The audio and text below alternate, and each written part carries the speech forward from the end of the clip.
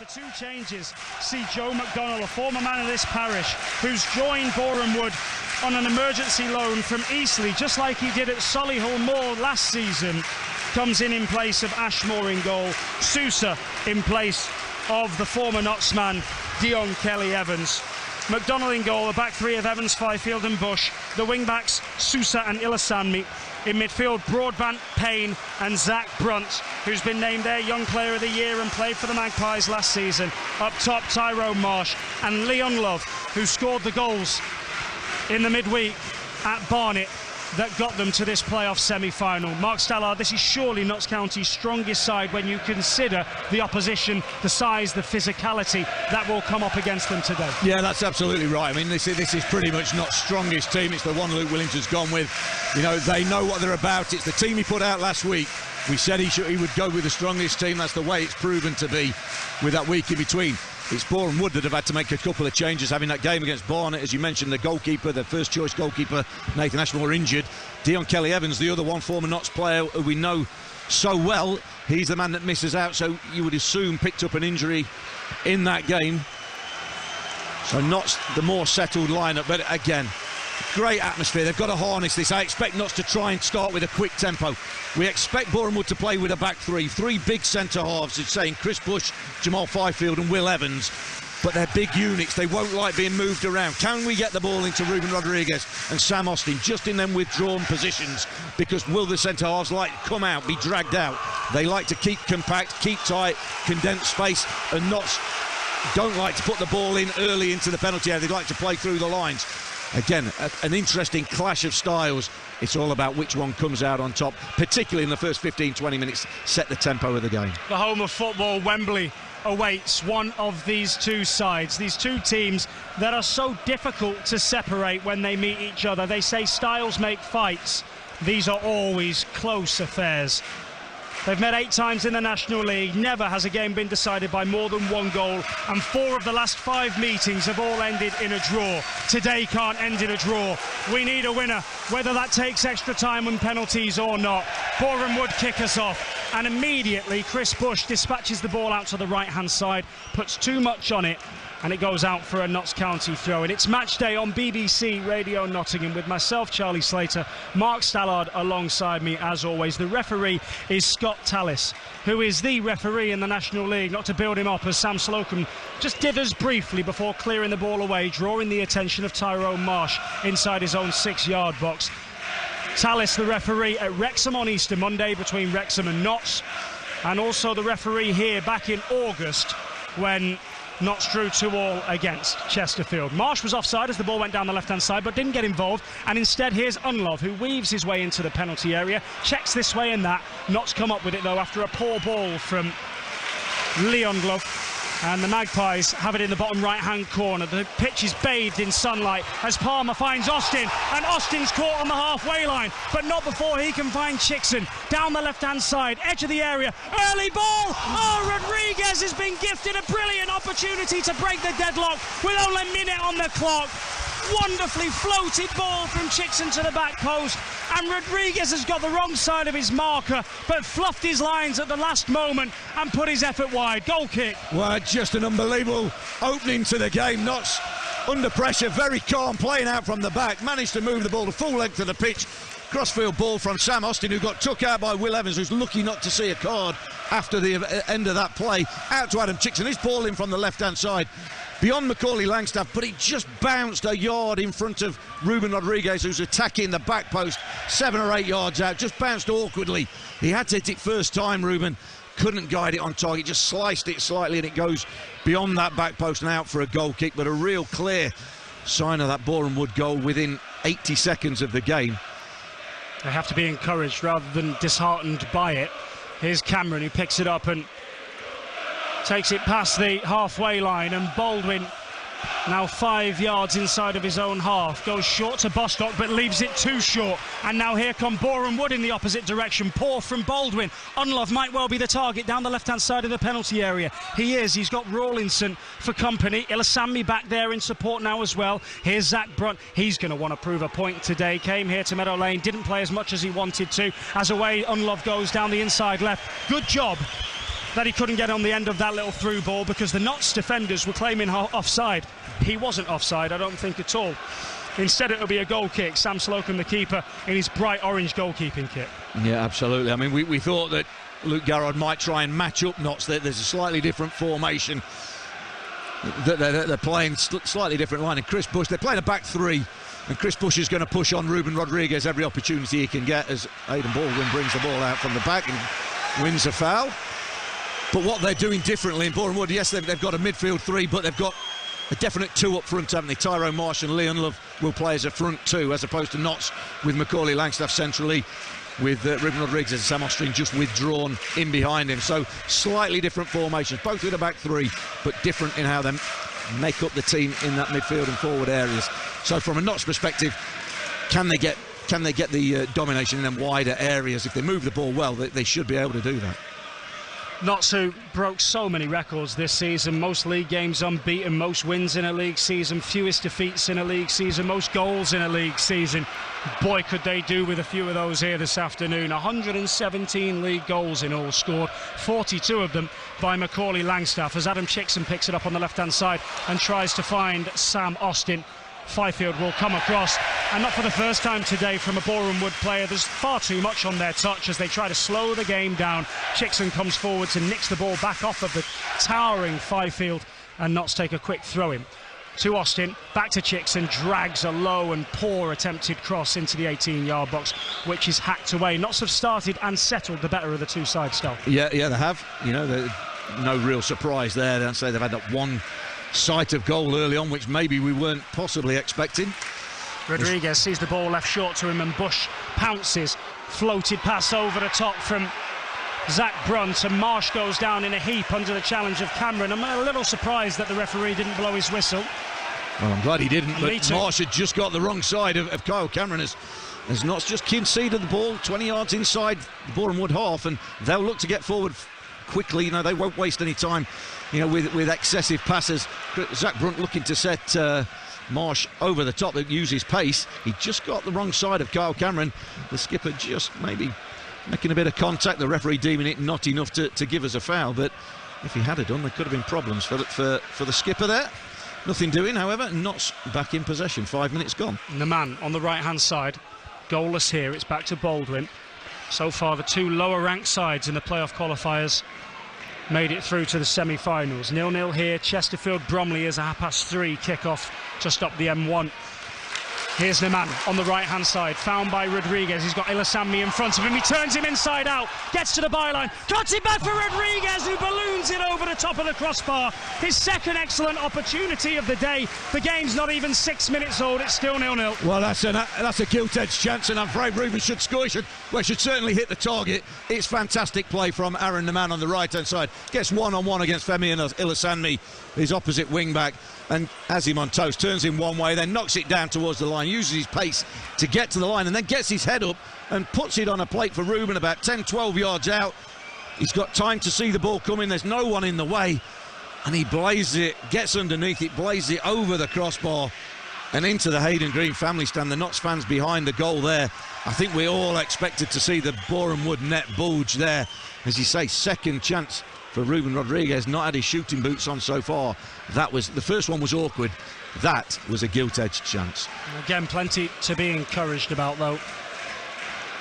Sam Slocum, playing the role of sweeper keeper, comes well outside of his penalty area and gives it short to Baldwin. Through the lines to Palmer, who occupies good space 20 yards inside of the Boreham Wood half.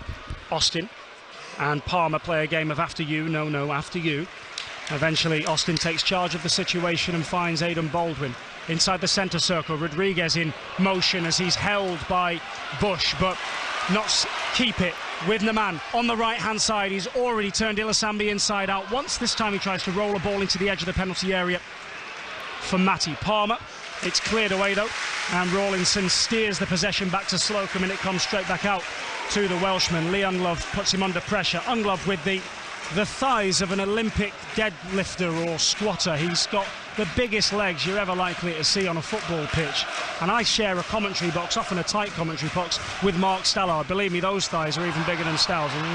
Here's Ilasami facing his own penalty area, gives it back to Fifield, then turns it back up towards Unlove, who's doubled up on by Rodriguez and Rawlinson. The Portuguese nicking it back, and now with Baldwin just over the halfway line, short to Matty Palmer. We've played nearly 8 minutes, breathless minutes here in the Meadow Lane sunshine, as Luke Williams stands tucked away in the shaded area on the edge of his 6-yard box, constantly barking instructions at his team. Baldwin slowly ponders forwards, and he's still going. He's about 35 yards from goal, gives it to Rodriguez, and now to Palmer. Handball against Ilasanmi, surely. Linesman doesn't give it, but now the referee plays an advantage. Out towards Palmer at the byline. Low! Driven! How's it not gone in? Chickson was following it up. Somehow that's not got a touch. It's with Austin, left side of the area. Another ball into the box, headed away. Bostock will bring it down 40 yards out dead centre. Great low ball along the 6-yard box, only a yard in front of the goal line, and somehow nobody's able to stick it in the net. Here's Austin now to the byline on the left-hand side, floats the ball to the back post, headed away. Rodriguez will come up with this one. Nearly 9 minutes gone. Knots have had 3, count them, brilliant chances to break the deadlock already. Rodriguez, edge of the area, stutter steps. He's got his man in front of him, tries to twist away, doesn't manage to do so, as Payne wins it back for Boreham Wood. It's with Unlove, and this is where Notts need to be careful. I watched the midweek game between Boreham Wood and Barnet. Of course, Boreham Wood winning by 2-1, both from Unlove. Barnet flew out of the traps at Boreham Wood, should have scored, didn't score. Boreham Wood went up the other end and did do.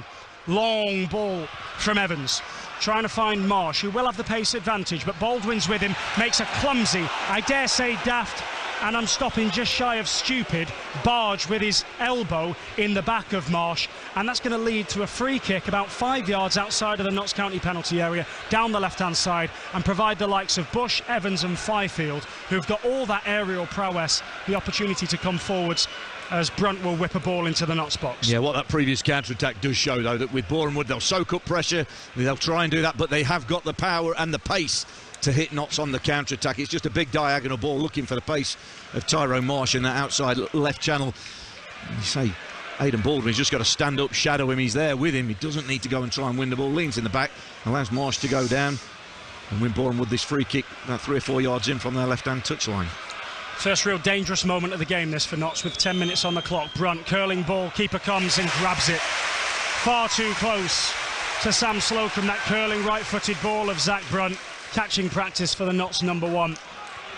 He, Richard Brinley, Conor Rawlinson, Jim O'Brien, the players that have been here the longest. O'Brien the longest, joined in the January of the relegation season. The rest of them joined in the summer there or thereabouts it.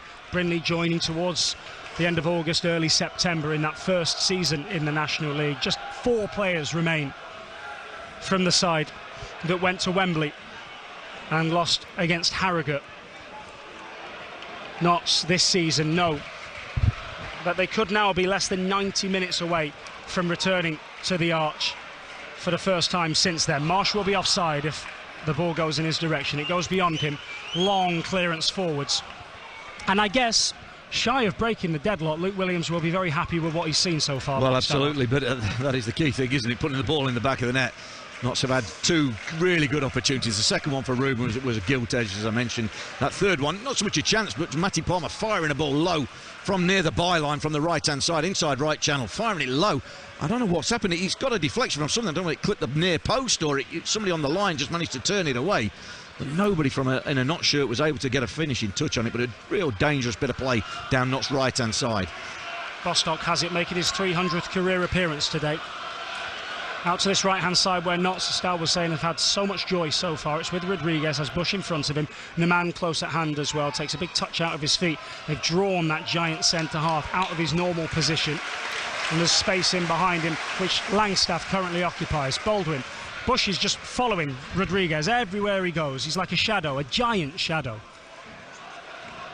Absolutely. Of which there are none at the moment on the Meadow Lane playing surface, as the sun has gone in behind a cloud briefly. Yeah, say, Chris, but I mean, Boreham Wood setting up with a back 3, but Bush is man-to-man with Ruben Rodriguez. There's a long ball, trying to find Matty Palmer, just has too much on it, goes out for a goal kick. But yeah, Bush has been following Rodriguez right from the starting whistle. He's a centre-half by trade. Chris Bush, former Bromley player, but he was brought here by Luke Garrard, and he's been given that man-marking job on Ruben, and Ruben has just been called over by Luke Williams to have a word on the touchline. And I wonder if he's just saying to him, look, read the situation now. You might have to try and see where he's willing to follow you. You might have to come and take yourself into positions that the opposition centre-half doesn't want to go. It's also the final day of the season in League One today. Cambridge United need to win against Forest Green and get favours from elsewhere. They're currently beating the already relegated Forest Green by 2-0 as the ball will run out on the far side of the ground, almost level with the edge of the Notts penalty area for a Magpie throw-in. Peterborough goal up at Barnsley, chasing the playoffs as Chickson's throwing goes in the direction of Cameron. He can't control it properly, and now it's going to be a Boreham Wood throw-in. And these are as dangerous style as a free kick because Chris Bush has a massive throw on it. Absolutely does, yeah. This will be as good as a corner. It's level with the 18-yard box. Just a couple of signs of nerves from not skipper Carl Cameron there. Simple throw to him, miscontrols it out of play. No real pressure on him. And again, what we don't want to do is give Boreham Wood, who are a decent-sized team. They've got plenty of big players. Will Evans and Jamal Fifield, the two other centre-halves, have come forward as Bush will hurl it into the Notts 6-yard box. Yeah, long throw coming in at the near post edge of the 6-yard box, if you'll excuse me. Flicked off of a Notts head last and gone behind for a first corner of the game to the visitors. 14 minutes on the clock nearly. Notts 0, Boreham Wood 0. And no rush to take any of these set pieces, really, as they'll look to drain as many seconds and minutes off the clock as they possibly can. Absolutely. Boreham Wood, we know we're going to be past masters at playing the game, playing the situation, trying to take the sting out of it, trying to take the noise level out the crowd. You know, Notts have had a fast, frantic start in the first 14 minutes, but they've got to stay strong from these balls into their penalty area.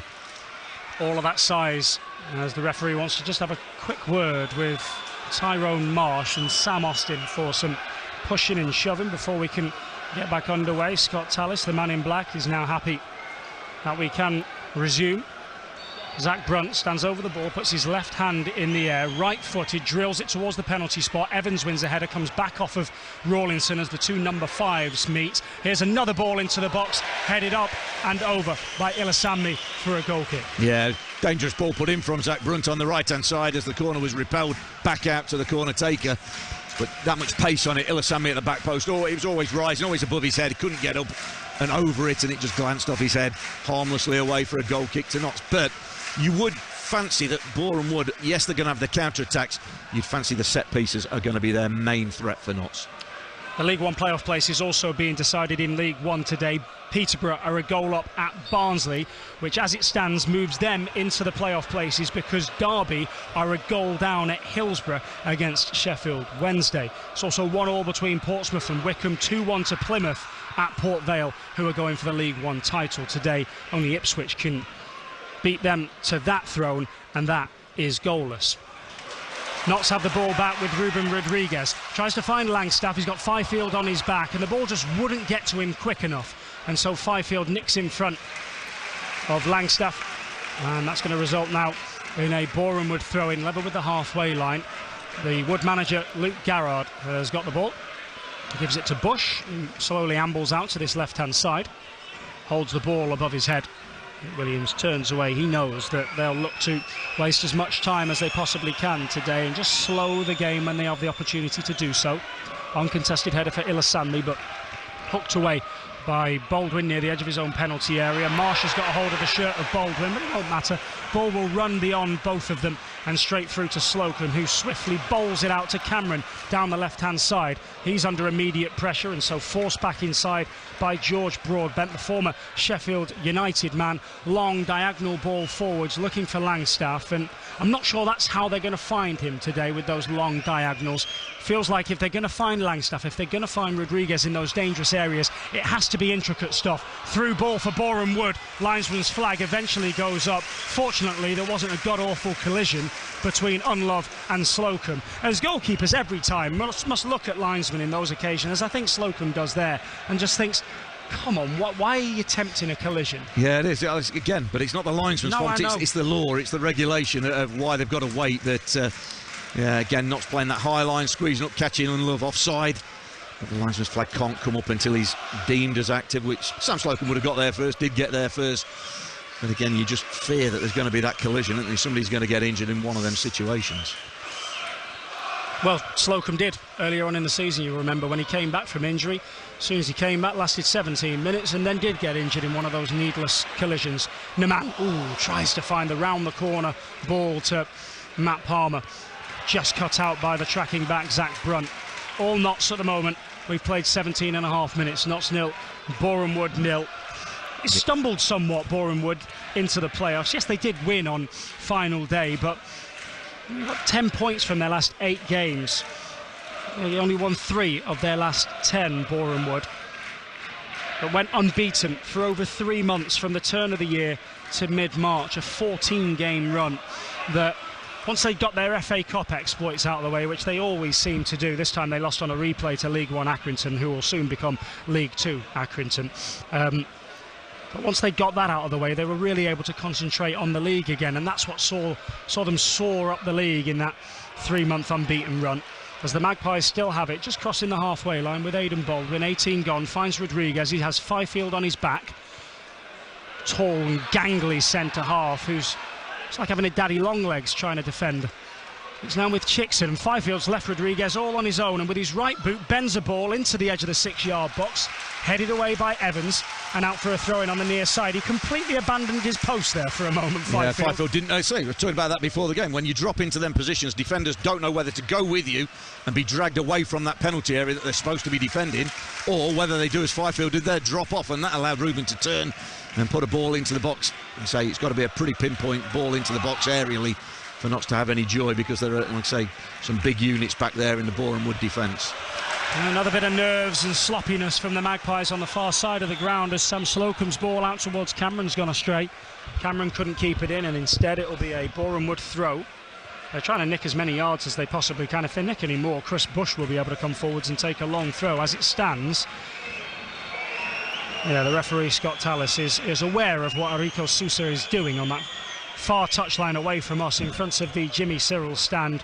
Split in half today, with Notts County supporters to the left of it towards the Cop end as we look at it, and Boreham Wood supporters away to the right, separated by an area of segregation and a huge flag with Jason Turner's grinning image looking down on the Notts County pitch. He'll be nervously watching somewhere in heaven. Here is Sam Austin. Notts will have themselves a free kick after John Bostock scored that wonderful free kick at Wrexham on Easter Monday to get that game flying just before half-time. Wins the free kick. Notts have it. Rodriguez steers the play out in the direction of Cameron on the left-hand side. Those bright pinky red boots of his and a yellow captain's armband wrapped around his left arm. Palmer drops deep, receives the ball off of Baldwin, gives it back again, then miscommunication between Baldwin and Rodriguez, and that's going to give it straight towards Bush, who runs into Notts territory and into the wall that is Bostock. Langstaff trying to nick it back off of Zach Brunt now, but he's forced back to his keeper via Jamal Fifield, who straight up body checks Langstaff. I mean, if that's ice hockey, it's really good, but even then that might spark a fight. Referee gives nothing. Clearly did that intentionally, as Rodriguez now goes down in the centre circle. They want to take a quick free kick, they won't let him, and Bush is going to get himself rightly booked. Absolutely rightly booked, and I tell you what, just the thing Notts wanted to see, because Bush is the man marking Ruben Rodriguez. He's following him just about everywhere, and on that occasion Ruben does well, uses his strength, controls the ball in the centre circle and wins the free kick. And then as he tries to play it quickly, Bush just flicks the ball away. Definite yellow card. Now, to have a man marker on a yellow card after 21 minutes, yep, he is walking a tightrope now. So Notts got to feed Ruben the ball as often as possible. Particularly with the trickery of Ruben Rodriguez. He'll be well aware of what that means. This is a notoriously stingy defence, though, Boreham Wood. The best defence in the division, conceded only 40 goals from their 46 league games this season, as Baldwin now marauds out of defence, spins, turns, thinks about shooting for a moment, goes down. It's a very, very poor attempt at a dive, which would have Tom Daly blush, and Boreham would clear it away in the opposite direction. Cameron will knock it back to Slocum, edge of his 6-yard box. He'll find Matty Palmer. And Notts will come again, building from the back with 22 minutes on the clock. The sun emerges once more at Meadow Lane, and the entire playing surface is bathed in sunlight, apart from the near touchline, which is a yard in shade. Rodriguez inside the centre circle. Bush once more lingering nearby. He squares it out towards Cameron down the left-hand side. Fizzed ball into the feet of Austin. With his yellow boots, he controls it before finding Chickson out on the far touchline. Back to Austin, back up to Bostock. 10 yards inside of the Boreham Wood half. Notts continuing to probe and manipulate and try to find space. Nothing to be found on this occasion, and so they go all the way back towards Sam Slocum, who's 20 yards outside of his penalty area. He and Baldwin exchanging passes before a long ball from Slocum looks to diagonally find Chickson, and Chickson will be offside before he can turn the ball into the penalty area. Yeah, frustrating again when you look along the line. Adam Chickson just got a propensity to do that, hasn't he? Occasionally just get caught ball watching, drift half a yard offside, and it was a decent diagonal ball, long diagonal ball from Sam Slocum that he was able to take on his chest. The linesman's flag bringing it back and stopping Notts in their tracks.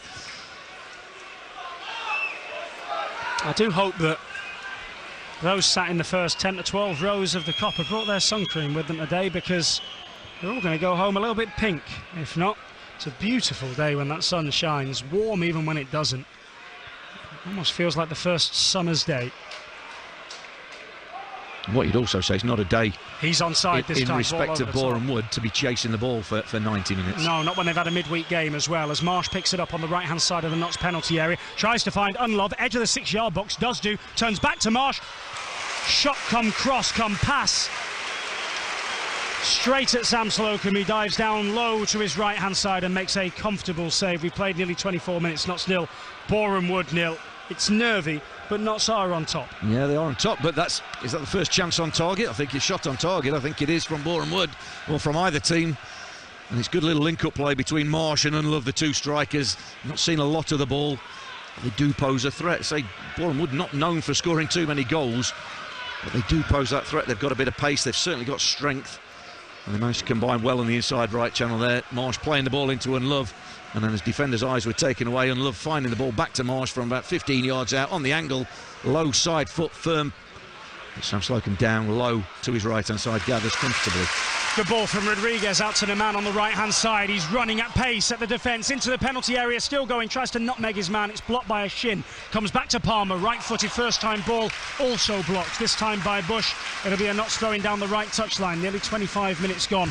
Still goalless here as Rodriguez tries to find Palmer. Bush had enough presence in the back, and that has seen Boreham Wood clear it away. Up towards halfway and beyond. Baldwin will play it all the way back to Slocum. Slocum had come outside of his penalty area and Baldwin plays it in behind. Occasionally it is nervy. Even Slocum's ball back towards Baldwin on the right-hand side after he'd given him the angle was a touch astray. But Notts have it with Rawlinson on the halfway line. Bostock shimmies and shakes, keeps hold of the ball and then leaves it for Rawlinson. A shimmy shake and then a shield from Bostock. It's with Baldwin inside the centre circle. Rodriguez shows, but they're organised, Boreham Wood, before they're not anymore. And that's where there are opportunities to break, when they're passing over. It's almost like the changing of the guard. Rodriguez finds Langstaff, back to goal, turns and shoots on target, but tame and straight at the goalkeeper. Joe McDonnell will make a comfortable save. No keeper made more clean sheets in the National League this season than McDonnell did for Eastleigh. This is his second consecutive emergency loan straight into a playoff campaign. Doesn't matter who he plays for, he knows he's going to end up in the playoffs apparently at this rate. 0-0. Yeah, decent bit of patient build-up from Notts through the lines.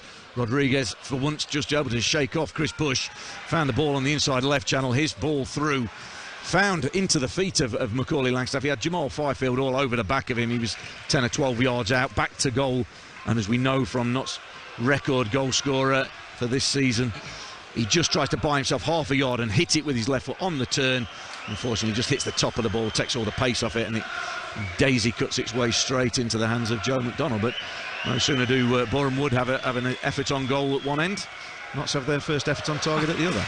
Wonderful turn from Bostock, which may have taken a little bit of fortune with it, but it sees Notts come away, switching it from left to right. It's Rawlinson like a tank marching forwards into enemy territory. Now Naman on the right-hand side gives it towards Palmer, and again Boreham Wood, they just collapse into a back nine.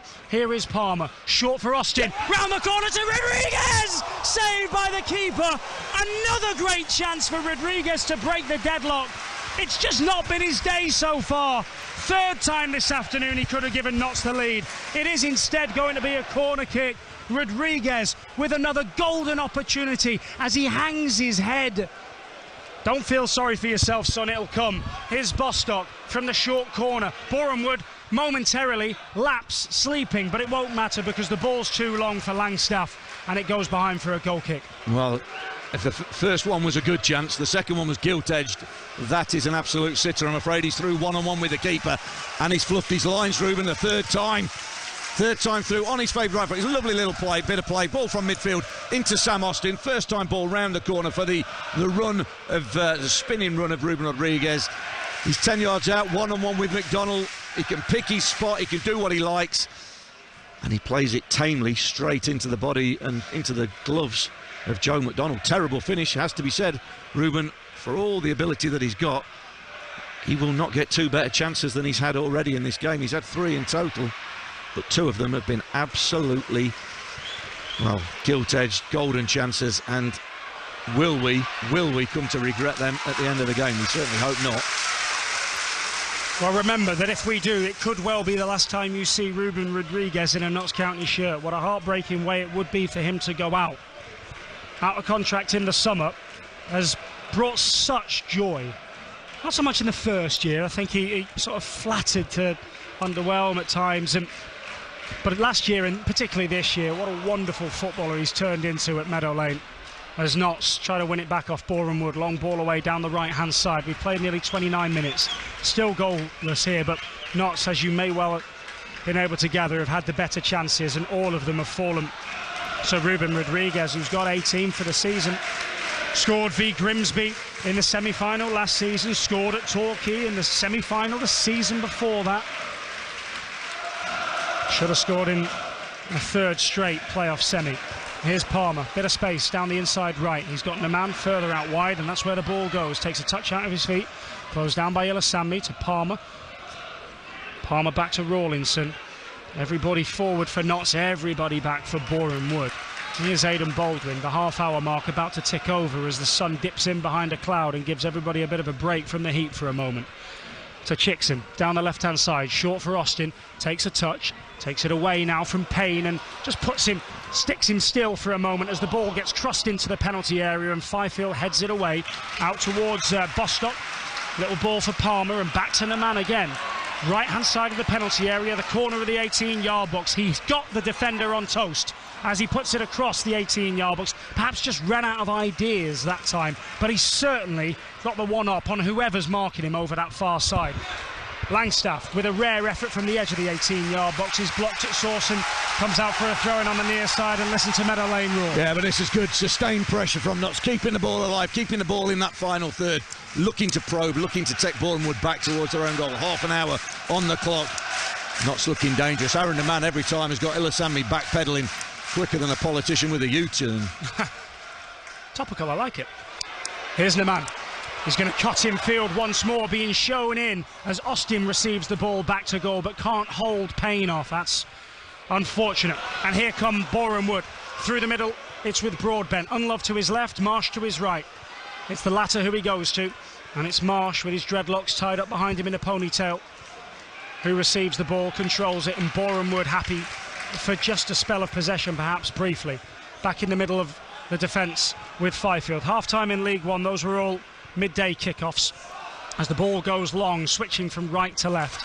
Peterborough continue to lead at Barnsley, and Derby are losing at Sheffield Wednesday, which means as it stands, Derby will miss out on a League One playoff place and Peterborough will sneak in on the last day of the season as Notts come again with the man down the right-hand side.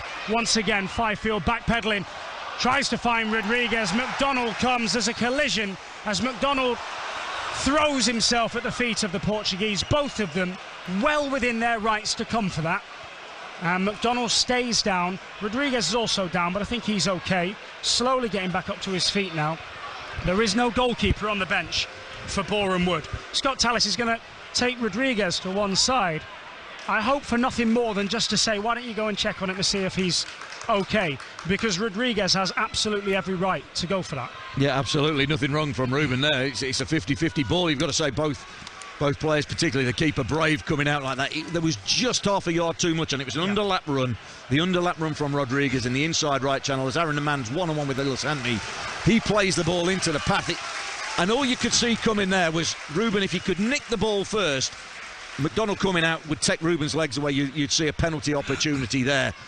But credit to McDonald, he gets there, gets the ball, and gets a whack for his troubles. I think he's going to be okay, isn't he? But just down the trouble in the last 5 minutes for Notts, or the danger for Notts, has come down this right-hand side. Aaron Neman has got Ilasami just terrorised, hasn't he? He's got him backpedaling all the time, one-on-one with the pace of Neman.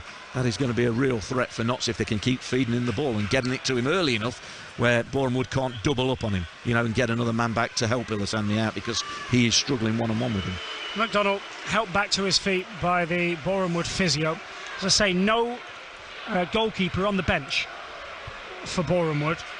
Luke Williams and Notts County have decided on this occasion to put Archie Mayer on the substitutes bench. Joe McDonald only here because Nathan Ashmore was injured against Barnet midweek. And he takes a little swig of water, and we'll soon get back underway. In the immediate aftermath of all of that, Langstaff and Fifield were jostling and pushing with each other, trying to get the referee's attention. I don't know whether or not Fifield was saying to the referee that Rodriguez could be in trouble, and now Fifield and Langstaff are stood right in front of each other, and they're whispering to each other, and they're pushing and shoving, and Fifield towers over Langstaff, but that ain't going to bother the Stockton boy. Cameron, with his left foot, smashes it up towards the halfway line. Header back in the opposite direction. Rodriguez tries to pluck it out of the sky. Palmer almost sandwiched out of the ball, and then is. And away they come with Ilasami down the left touchline. Cross towards the edge of the 18-yard box. Whizzes along beyond everybody apart from Chickson, who steers it out on the far side for a Boreham Wood throw. And that is within a close enough proximity of the 18-yard box for him to launch a long one. Yeah, absolutely. It's not 30 yards from the byline, but you say with the distance he gets on his throws, Chris Bush no doubt he'll nick an extra few yards as well. But this will be very near to Notts' 6-yard box again. Everybody back defending for Notts. Langstaff, the only player for the Magpies outside of the penalty area. Here comes the long throw, not as long as it could have been. Shove in the back, ends up falling for Payne, who on the half volley with his right foot sent one goalless at Sam Slocum. Slocum, I don't think had his feet set, but still did well to palm the ball up over the top of the crossbar and behind for a corner kick. Fifield even goes across and compliments Slocum on the save, and this is going to be a second corner of the game for Boreham Wood. Yeah, not totally sure it was actually going. It was a rising volley, difficult ball to hit after it had bounced. Jack Payne hits it well with his right foot. Slocum can't take any chances, just tips it over the bar with his right hand. Corner to Boreham Wood from their attacking left-hand side. Yeah, the ball isn't in the quadrant there, but I'd rather he get on with it anyway, as the ball does go towards the back post, and Evans heads it back across goal into a pretty dangerous area, but it's cleared away, and now down the right-hand side goes Enrico Sousa, who steps away from Rodriguez, his fellow countryman, and then is faced by Sam Austin. Back to Fifield, right side, left-footed ball, low and into the gloves of Sam Slocum. Yeah, I think it's safe to say Jamal Fifield, the big centre-half, crossing with his left foot from the right-hand side, not his strong point. Yes, he's not David Beckham, is he? Dragged it all along the deck. Sam Slocum's call straight into his midriff, and Notts going to look to build again. But I mean, it's been an intriguing game, hasn't it? Notts firmly on top for the majority of it. They've had the best chances, but Boreham Wood do pose a threat. Sam Austin's control just lets him down. And he was onside, well found by Ruben Rodriguez down the inside left channel. Austin couldn't bring it down, and he really should have done. It was a slow, floated ball that seemed to take an eternity to get to him, and yet even with the amount of time to prepare, he couldn't control it. Yeah, it was Ruben Rodriguez dropping deep, and I don't know if that was the chat he had with Luke Williams earlier on in the half when he decided Chris Bush was going to follow him. Just maybe try and drop a little bit deeper, see how deep he'll go with you, see how far he'll follow you up the pitch. And Ruben there from the middle of the pitch, just curling a lovely little right-footed ball over the top of the Boreham Wood defence for the deep running Sam Austin, perfectly into his path. Just his control let him down. There would have been an opening there had he brought it under his spell. 36 minutes gone, Notts 0, Boreham Wood 0. Evans touches the ball away from Langstaff and goes back to the keeper, Joe McDonald, in a kind of wine-coloured, red wine, if you will, goalkeeping kit, similar to the Notts County away. And there's a deep lying run over the top from Broadbent from midfield, and he is onside. And there's Ilasami to aim at in the area, and it's in! Ilasami will claim it. Neman was back there as well. The deep lying run from midfield from George Broadbent was the undoing of Notts County down the inside right channel, and Ilasami had got the wrong side of Naman and held him off as the ball was cut back to the edge of the 6-yard box, and it's bundled over the goal line. It may well have come off of a Notts player last, but Ilasami celebrates, as does the 1,000 Boreham Wood supporters in the Jimmy Searle stand. And with 8 minutes left in the first half, it's first blood to the visitors. Notts 0, Boreham Wood 1. Well, absolutely devastating blow for Notts that. They've been so on top. They've missed their chances. Boreham Wood get one and they've taken it, they've made the use of it. We've said throughout the season, with Notts playing this high line, trying to squeeze up, the way you undo that is with runners from midfield, from deep. That's exactly what happened. George Broadbent ran from deep, nobody tracked him, he gets in behind Notts on the right-hand side, and he picks his head up, he sees Ilasami in the middle, he's just got goal side of Aaron Naman, he slides the ball into him. The two players, Notts, Naman and Ilasami for Boreham Wood, sliding together. There's a bit of a ricochet, not sure who got the final touch, but the ball ricochets into the goal either way. Ilasami will claim it. It won't matter too much. The fact of the matter is that Boreham Wood, the visitors, have taken the lead 1-0. These two sides are rarely separated by much. Earlier this season, Notts have led, but Boreham Wood have equalised. Earlier this season, Boreham Wood have led, but Notts have equalised. Palmer out to the right-hand side. It's with Naman, who again is going to try and put Ilasami on skates, which he does do. Jinks into the penalty area, still going, left-footed shot. That might have well have been destined for the bottom corner. Fifield sticks out one of those long legs of his and blocks the ball, because McDonnell was wrong-footed. He was going to his right corner, and that was going to the near side instead. Either way, Notts County still trail by a goal to 0. Yeah, that's it. And say Naman, it's a slightly scuffed shot, but the miss it might have sold McDonnell a dummy. Say Fifield sticking out a leg, just blocking it on its path, we'll never know. But now it's about how Notts respond. You know, they've had the majority of the play, but we've said Boreham Wood have looked dangerous at times. They've got that threat about them. I mean, it was in the league game, it was George Broadbent who scored just before half-time to give them the lead. Notts equalising with through Kedwin Scott early in the second half, and that ended 1-1. So Notts have got to keep to the game plan, they've got to keep going, keep believing. We said before the game, it's what happens in both penalty areas that will generally decide this game, like most, and Notts have had the better chances, not taken them. Boreham Wood have had one, they've took it away. Here's Bostock, dead centre of the Boreham Wood half, 39 minutes on the clock, 1-0 to the Wood. Naman on the right wing now, and again he's got Ilasami in front of him, who must be terrified every time this happens. Naman edges ever closer and then just gives it straight to Payne. Long ball forward from him to Unlove, who turns from Rawlinson on the left-hand side, puts the brakes on, and on the far touchline, again breaking from deep, is Broadbent. This time they won't find him. Goes back to the skipper, Payne instead. Ilasami back to Fifield. How crucial is it, Stal, that Notts find an equaliser before the break? How important is it? Not crucial. Well, obviously it'd be ideal, you know, just to settle everybody down and give them belief. Hey, look, there's a long way to go in the game. We've just ticked over the 40-minute mark. Notts have got to keep composed. They can't go trying to, you know, go gung-ho. We've broken them open, what, three times, two really, really good chances. We should have been 2-0 up, you know, but for, you know, Ruben fluffing his lines when put through. Say big games are decided on big moments. Notts have got to find more big moments, but they've got to believe. And this is what happens. We go one down, the misplaced pass straight out of play. The fans just get a little bit edgy. And this all plays into Boreham Wood's hands. Of course it does. The quicker Notts could get back on terms, obviously the better. But they've got to keep that composure, keep playing the way they have. They've created chances. If they keep doing it, playing with quality, they'll create more chances. And you've got to believe that they will take the next one that comes along. Long throw forwards. It's going to be a Boreham Wood free kick. 10 or 15 yards or so inside the Notts half. Unlove going down under the challenge of, I think, Bostock. And if you thought they were slow beforehand from set pieces, they are not going to speed up now. Ilasami stands over the ball.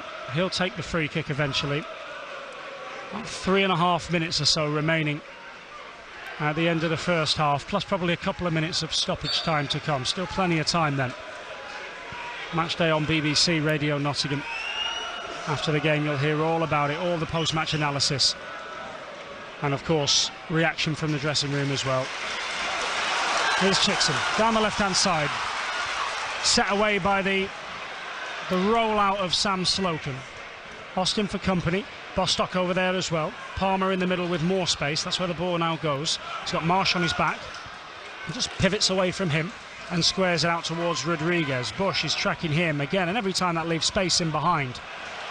That's surely the answer to unlocking this Boreham Wood defence, because it does leave 10 yards of space to the left of Fifield, which Bush vacates. Yeah, well, that's it. If Ruben drops deep, then you've got to put the onus on either Matty Palmer or Sam Austin to make them little runs in behind. Here's Baldwin, edge of the area, hits one, it's just wide! Going to be a goal kick. Langstaff says he should have received the ball and should have put him through instead. Aidan Baldwin, one of only 3 Notts players who haven't scored this season. Almost wrote his name down. Goal kick instead. Still 1-0 to Boreham Wood. Yeah, good effort again. Baldwin stepping through, receiving the ball halfway inside the Boreham Wood half and just stepping forward. It seemed to open up for him, and he just looked from about 25 yards out, just slightly to the left of centre with his right foot. Looked to bend one low round the defender in front of him. Gosh, it may have even just kissed the outside of the post, but just set it out too wide, never coming back. Goal kick to Boreham Wood. Marsh keeps the play just about alive with a little backheel flick on the far touchline, and I think Sousa will be onside again. Oh, linesman's flag goes up. Well, I'm not sure he was on that occasion. He was onside that time. Lano's got that wrong. I'm not sure he was. Again, just a runner from deep. And okay, you can do that when there's pressure on the ball, but not sometimes do it. There's no pressure on the man on the ball, so he can pick the ball, pick the way to the pass, and the midfield player can time his run. So you've got to have, as the defence is stepping up, you've got to have a midfield player aware and being ready to track the runner. Good noise from the Kop, giving the Magpies and their players some final encouragement at the end of this first half, with less than 80 seconds of it remaining now. It's with Chickson, right-footed cross into the penalty area, flicked away by Bush, who was marking Rodriguez. They try to set Unlove away, but Rawlinson gets there first. Back to Slocum and back to Baldwin again, who's got the freedom of the centre circle. Steps into Boreham Wood territory, closed down now by Bush. Rodriguez dragged to the ground by Evans off the ball. Referee doesn't see it, linesman doesn't give it, and Notts continue inside the final minute of the first half now. Under a bit of pressure up near the halfway line, and it's with Matty Palmer. They've got every man behind the ball in their sky blue shirts, Boreham Wood. Baldwin over to Austin, left side of the penalty area, 3-on-2 in the favour of the away side. So they come back up the touchline to Cameron. Bostock, Notts working it and just probing slowly here inside the final 20 seconds of the 45. Baldwin will come again and hit it again. Draws the save out of the goalkeeper, low down to his right-hand side. Corner kick for Notts. Yeah, that time was on target, went with the laces across the goal from the right-hand side, this time 25-30 yards out. Good save down to his left from Joe McDonald. Taken quickly, Cameron has it, tries to get to the byline. The 45 minutes are up. We have 3 additional minutes at the end of the first half. Yeah, there's an example there. I mean, it's a good save from McDonald down to his right-hand side. Good strike from Baldwin all along the deck. And McDonald tips it round for a corner. Notts take the corner quickly, but then you go Kyle Cameron again, just looking to dribble through a couple of defenders. Just relax, just take stock of the situation. We haven't got to go and get an equaliser this minute. Of course, we want one ASAP, but you've got to do the right things, got to make the right decisions. In pressure moments, the better players make the right decisions, and just at times, Notts just guilty of making the wrong decision. Goal kick it is then. As I say, 3 minutes have been added on at the end of this breathless first half that Boreham Wood lead by 1-0. Notts have had the better chances, but they've not been able to take any of them. Cameron plays a long, hopeful ball forwards. Fifield will control. No, he won't. Gives it straight to Austin. Rodriguez could be through. He's been found. Edge of the area. Hits it. Keeper makes the save. Another corner kick. This time Fifield was coming across and closing the angle all the while on Rodriguez. And Rodriguez, with the angle against him, tried to stick it in the near corner, which was always going to lead the goalkeeper into a comfortable save. It was. The ball's floated towards the back post and behind for a goal kick. This has been a 45 minutes to forget for Ruben Rodriguez. It's been a nightmare 45 minutes for Ruben Rodriguez. That is the fourth opportunity he's had of goal. The problem with that, it's a good run and a good spot from Sam Austin. His first touch just took him a little bit away from goal, just made the angle a little bit worse. He needed to take it in towards goal and then hit it quickly before Fifield could get across. He just allowed it to run across his body, taking him away from goal, making the angle worse or less in his favour. I mean, he managed to hit the target, but it's, you would call a comfortable save from Joe McDonald, a save you'd expect him to make. But I mean, Notts have had the chances, they've just not been able to take them, and unfortunately Ruben Rodriguez, they've all fell to him. for one half, we're hoping he's not had his shooting boots at all. Macaulay Langstaff must be thinking, why won't one of these fall to me? Oh, poor ball from Bostock. Unlov's picked the pocket of Baldwin. Horror moment for Notts. Unlove scored. He's made it 2-0 to Boreham Wood. It's a disaster for Notts County at the back, as Unlove has scored to make it 2-0 in front of the Kop. Aidan Baldwin and John Bostock must want to bury their heads, hide away in a dark room. A disastrous way to finish the first half. And whatever Notts do now after the break, it's going to have to be heroic. Notts County are 2-0 down against Boreham Wood, right in the dying moments of the first half. Well, you asked me, did they need an equaliser before half-time? It wasn't crucial. What they didn't need to do was concede a second before half-time. And it's all of their own making. John Bostock, a sloppy little pass, asking far too much of Aidan Baldwin halfway inside the Notts half. Unlove shows his strength, shows his physicality, comes out the better with the ball. He's one-on-one with Sam Slocum. Recovering Notts players can't get there. And as Slocum comes out, Unlove from the edge of the penalty area slots it to his left-hand side into the Notts goal, doubling the Boreham Wood lead just before half-time. It's Notts 0, Boreham Wood 2, and Notts have got a mountain to climb in the second half, and Luke Williams has got an epic half-time team talk to give. It's going to have to be the team talk of his life. It's going to have to be the second half of their lives. Conor Rawlinson is being chased by Marsh. Goes square to Slocum, who'll clear this away, and any moment now the referee will blow his whistle for half-time. A quick check of his wristwatch. The Magpies have it near the halfway line with Bostock. This time does find Baldwin. Motions him forwards. And if Notts are going to get one back here at the end of the first half, they're going to have to do so quickly. It's Widnaman, cross towards the back post. Langstaff there, can't get his header down. That'll be half-time. Goodness me. This ain't the most stressful football club in the world to follow for no reason. Hear that roar. Aaron the man telling the Notts fans to make some noise at the end of the first half. Well, to do so, they're going to have to take their hands off their heads. There's a fan here who shows a sign that says bring on Brindley. Crikey, they might need to bring on somebody more than that in the second half. Notts County are trailing by 2-0 Mark Stallard. How at the end of this season have they managed to get themselves into this position? Well, we said the game would be decided in both penalty areas. Well, 45 minutes there absolutely epitomises that. Notts have been the better team. Boreham Wood haven't been bad. You know, they've created one or two problems themselves. They've created 3 opportunities, Boreham Wood. They've taken 2 of them. Notts have created 5, taken none of them. That there tells you the story of that first half. That tells you why we're 2-0 behind. And unfortunately, we find ourselves, as we said, with Luke Williams with an absolutely monumental task at half-time to try and lift these players. Now then, one thing, if we want a glimmer of hope, if we can find one at that, as I always say, 2-0 down is the easiest scoreline to play in. You have to go for it. There's no ifs, no buts in the second half. Notts have got to go for it. They've got to throw caution to the wind, play how they have been doing, but they've got to gamble. They've got to take a chance. They've got to take a risk. We know they've got the quality to get back in the game, but can they do it? But if they get that next goal, which is absolutely vital, if Boreham Wood get another, then it's game over. But if they get that next goal, you just never know. The playoffs can produce some unbelievable moments, but it's going to need an absolutely unbelievable 45 minutes from Notts to get anything out of this and to progress to Wembley next week. Sounds obvious, but players were angry when they were coming off the pitch at the end there. Not just angry with themselves, but angry with the fans as well. Maybe because there was some boos on the half-time whistle, or maybe because there wasn't the noise that they wanted. Rodriguez was pointing and furiously gesturing at some of the supporters, who I think might well have been doing likewise with him. The man was calling for more noise in the second half. How do they get themselves back in this? Mate, that is what I talk about, professional mentality. That is frustration behalf of everybody, the fans, the players. There's frustration out there. It's not the fans' fault. It's not the fans' problem.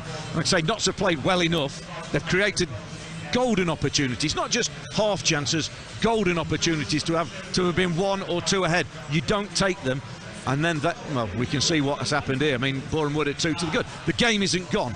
Can we create 2 chances in the second half and take them? Of course we can, But as we said before the game, it's about taking them chances. Creating them isn't going to be enough if you don't take them.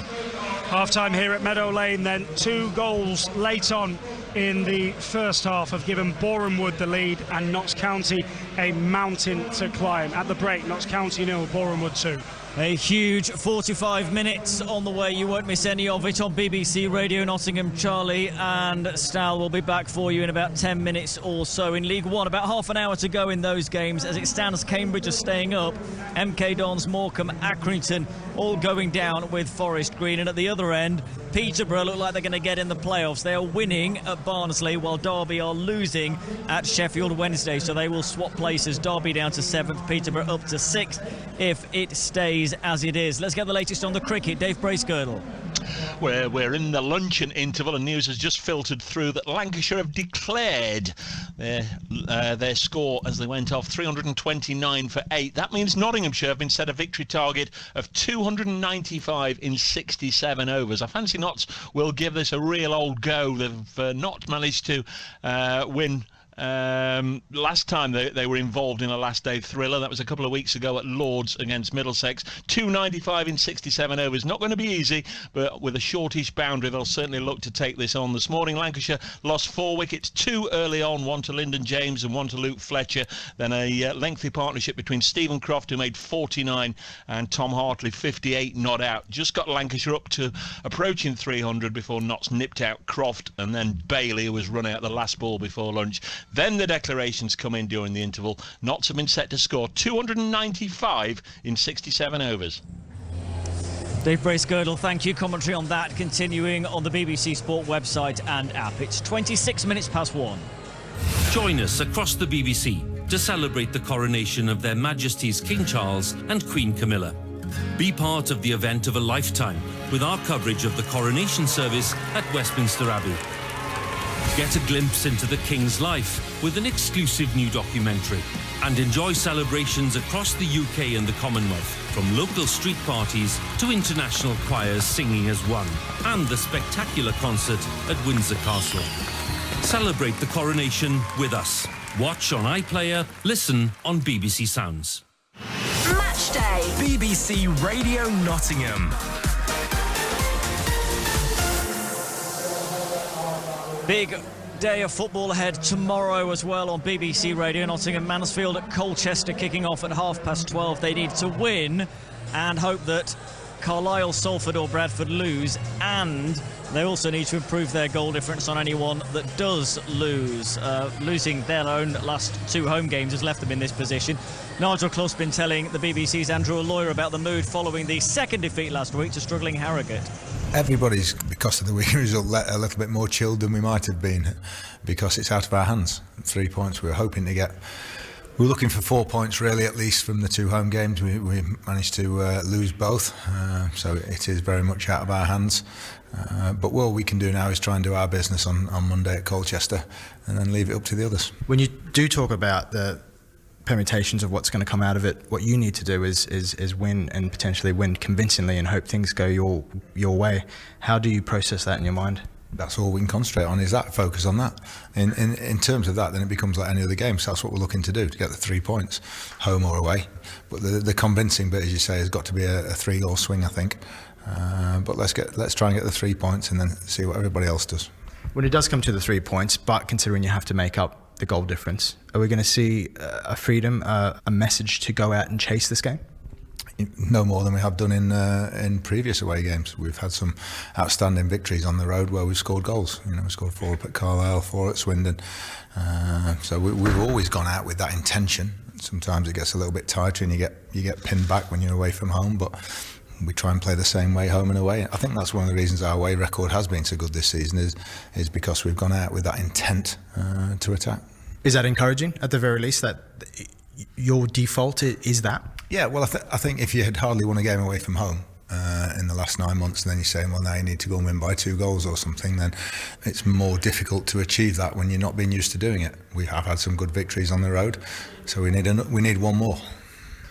The other day, it felt a little bit doom and gloom. You say the chill is running through the training ground just because it's a bit of a cold day. How do you sort of try pick players up after maybe feeling that things were let down last week? Well, if players don't realise we have one opportunity and one game to go, one game in 3 months now before we start the season again, they shouldn't need picking up for that sort of game. We know exactly what we need to do. We need to win, need to try and score a couple of goals. If they're not aware of that, then they shouldn't be in professional football. The other day you mentioned miracles. A miracle is needed. You've kind of performed minor miracles with the way that you've done things at clubs throughout your time, and the Clough name has come up with a miracle or two in their time. You've got to believe in miracles, surely. I don't know. I really don't. All I believe is preparing everything, giving everything to try and get the 3 points and see what happens. But no, I'm afraid I'm not in that sort of whatever it is of people that believe in miracles. Just finally, to measure your heartbeat, are you excited for this Monday? Come 12:30 on Monday, then certainly we will be. But that's the one thing we have to guard against a little bit. Don't get carried away. Don't get too excited, and just stay calm and stay focused and concentrate on what we need to do. Gosh, it'd be good prep for going into any playoffs. If you did make it, you'd be on a roll, considering you've been in playoff mode already. Yeah, well, we thought we were in a good mode last year going to Wembley. Doesn't sound full of optimism, does it, Nigel Clough, the Mansfield manager? Kick-off at 12:30 tomorrow. Commentary on BBC Radio Nottingham Match Day with you from midday. One of two match days tomorrow, because then there's a match night in the evening. Forest playing Southampton, another game you'll hear on the radio. The Reds have 4 games left to try and stay in the Premier League. They're in the relegation zone, but level on points with Leeds and Leicester above them after Leeds were beaten by Manchester City yesterday. Here's the Forest head coach, Steve Cooper. We just all need to come together on Monday night and show the best version of ourselves. And supporters have done that, and I'll never get tired of repeating that. They've been amazing all season, and I know they'll probably want to give even more on Monday, which is an incredible feeling to receive. We've got to make sure that we show up as well, and we're desperate to do that. It's Brentford was, I won't lie, was a tough defeat to take, and naturally there was the day after or so there was a bit of a hangover from the defeat. But I've seen that really turn now into a mentality to bounce back on Monday night, because that's what we all want. And I know that we will all pull together again. We've pulled together all season through ups and a lot of downs, but I know that we're going to do whatever it takes to pull together and respond to the support that we're getting in both home and away. And I know we haven't given the supporters that have been at the away games much to shout about, but there's never been a lack of support. But we're home now on Monday, and we've got to give everything to be at our very best. And at our very best is when the connection between the supporters and the team is at its very best, because it's going to take that. We've spoken a lot about it, quite rightly so, because from the time you've been here, the atmosphere at the City Ground has been extraordinary. One thing I picked up, I think, in the Brighton game, and it's probably, it might be almost unique if you can have such a thing amongst football crowds, is that there was almost no it wasn't that they were responding to an incident that happened on the pitch. They almost unanimously together decided they need some lifting out there, so we're going to lift them. Yeah.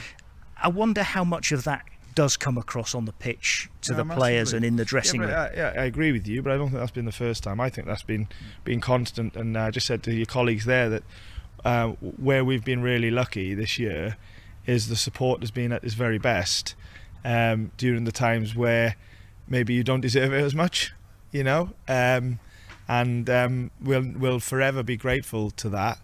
But I think everybody knows that it makes such a difference and such a help. And I think everybody's quite proud of that, to feel belong to somebody that's really giving their all to helping Nottingham Forest do what they want to do this year. Because that's what we all want, is the greater good of the football club, not any player, coach or anybody. It's just about the status of Nottingham Forest and what it stands for. So, yeah, no, we know we'll continue to pull together, and if we get it right, both certainly off the pitch will be, but on the pitch, it'll make a massive help. It's the last game of the match week. I wonder if that is a help to you, a hindrance? Is there a drawback in it? Or well, we both know it depends, but regardless of what goes on, well, really, it's from the final whistle at Brentford to the first whistle against Southampton. I said in the press conference after, a lot of football to be played from then, and what would be Monday night. When that whistle does go, it's still a game to go and play and go and win. And listen, we're not underestimating the opponent either. It's so tight. The reality is our league position as Southampton is not much different. They've got some, like every Premier League team, some really good players. They've got the best free kick taker in the league's history, and there's a lot of sort of scrutiny on the game and pressure, if you like, and we're talking every day about that, but we've still got a game to prepare for and we can't lose sight of that. Steve Cooper speaking ahead of tomorrow night's game between Forest and Southampton. 2 big games tomorrow, but a big 45 minutes ahead for Notts County here. The Magpies players giving a huge cheer as they headed out onto the pitch away to our right. They're going to kick towards the Kop in the second half. In bright sunshine, Luke Williams waiting, prowling on the edge of his technical area now. No sign of the opposition, but the second half isn't far away. You're going to hear it all with Mark Stallard and this man, Charlie Slater, with Notts 2-0 down. David Jackson, thank you very much indeed. Mark Stallard, what on earth has he just said to his players at half-time? Well, he's got to say they've got to give it everything. They've got to leave everything out there. It's now or never. 45 minutes to extend the season. That first half, you know, the result, the scoreline couldn't be any worse. There's a lot of shell-shocked people in Meadow Lane at the minute, about 17,000 of them to be precise. Obviously the Boreham Wood fans are overjoyed. I don't think they can even believe it. But there's no time for feeling sorry for yourself. The game is still there, the game's still live. Notts have got to make sure they get the next goal. They've got to keep playing, keep believing.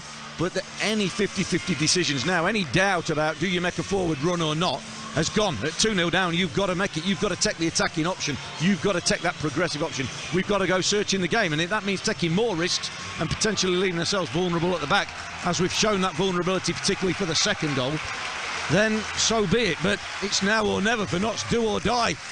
Can they produce a Herculean second half? It can't end this way. It just can't. This season cannot end this way for Notts. All those points, all of those records, all of those wins, all of those goals, it cannot end here at Meadow Lane today. It can, but it better not do. Ruben Rodriguez, who I hope has changed his boots to his shooting boots for the second half, stands over the ball. We are waiting for the director of BT Sport to give us all the go-ahead because everybody's ready. Sam Slocum in goal for Notts, no changes for either side. Rawlinson, Baldwin and Cameron at the back, Naman and Chicks and the wing-backs, Bostock and Palmer in midfield with Rodriguez and Austin in support of Langstaff. We are back underway here at Meadow Lane. Notts in possession and attacking the Kop in this second half. It is set up to be a mountainous second 45 minutes that the Magpies need to scale if they are to make it to Wembley on Saturday. Here's Aidan Baldwin just inside of the Boreham Wood half. He continues to step forwards and find Sam Austin back to goal edge of the penalty area out to this left hand side. Here's Adam Chickson. Chickson has Sousa in front of him. Back to Austin once more onto the right foot, crosses it, blocked by Payne, goes up in the air. Austin tries to find Palmer or Chickson. Tackle made by Payne, another one as well on the edge of the penalty area, which is apparently flicked off of Chickson last, and that is going to be a throw-in for Boreham Wood, who likewise haven't made any changes. Joe McDonnell in goal, back three, Evans, Fifield and Bush, the wing-backs Sousa and Ilasanmi. In midfield, Broadbent and Payne, with Brunt getting forwards in support of Unlove and Marsh. What do Notts need to do in the second half different to the first, or is it just take your chances? Just take your chances. I mean, you don't want to change everything. What they did got them, well, 3 golden opportunities, you know, other half chances as well, but 3 golden opportunities that throughout the season we've seen them put away. They've not done it today, and that's why we're in the position we are. That and some fairly poor defending on a couple of occasions. They've got to make sure they take their chances. Keep playing, you will create more. That's what Luke Williams will have reiterated to them at half-time. Do what you do, you will get them chances. We've just got to take them. Baldwin, 40 yards. Oh, yes! Just the goal Notts County needed. Aidan Baldwin, what a way to score your first Magpie goal.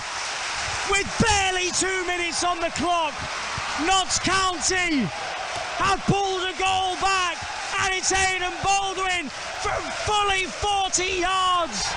He smacks his chest and Notts County and Meadow Lane is alive. Notts 1, Boreham Wood 2. Well, if ever you needed a catalyst for a second half comeback, that's the start you wanted, and not the avenue we maybe expected. He had a couple of shots in the first half that weren't too far away. That's further out, 30, 35 yards out. Aidan Baldwin smashes it hard with his right foot, low past Joe McDonald. Maybe took the Boreham Wood keeper by surprise shooting from that distance. But we've had barely 2 minutes of the second half, and already Notts have half the deficit. The belief is there. The fans have got that belief now. They've got the voice. Now it's important that Notts keep their heads. Boreham Wood are going to try and frustrate. They're going to be difficult to break down. Don't just assume it's going to happen. But what a start to the second half. I'm glad they've got the voice, because I'm not sure I will by the end of this. Free kick for Boreham Wood, 15 yards or so inside of the Notts half. Down the right-hand side, Zach Brunt will stand over it and take. We've played 3 minutes. Excuse me. You might hear a bit of that in this second half. Zach Brunt will take the free kick. Sam Austin goes 10 yards back. Here comes the free kick. Taking the time over it, I might add, but all of the size as Notts hold a high line on the edge of the 18-yard box. Ball played down the inside right channel. It's Marsh. Rodriguez is going to come across and try and nick it off of him. Out to this near touch line. Low cross in from Brunt. Half cleared away by Cameron. Now to Palmer. And then smashed clear by Cameron. Up towards halfway. Sousa goes all the way back to McDonald. Langstaff, for the first time, like a black and white red arrow, flies at him. Baldwin, wake up! Unlove's in again! Slocum comes! Oh, he's in the post! He's missed it! Aidan Baldwin was sleeping! He had no idea Unlove was behind him! And there he was! He just thought the ball would go back towards Sam Slocum. Unlove was lurking behind. Baldwin busted a gut to get back, and I think he's injured himself in the process. He might well have flicked that onto the outside of the post, and if he did do, it was heroic defending to match the villainy that we just saw. It's a corner kick.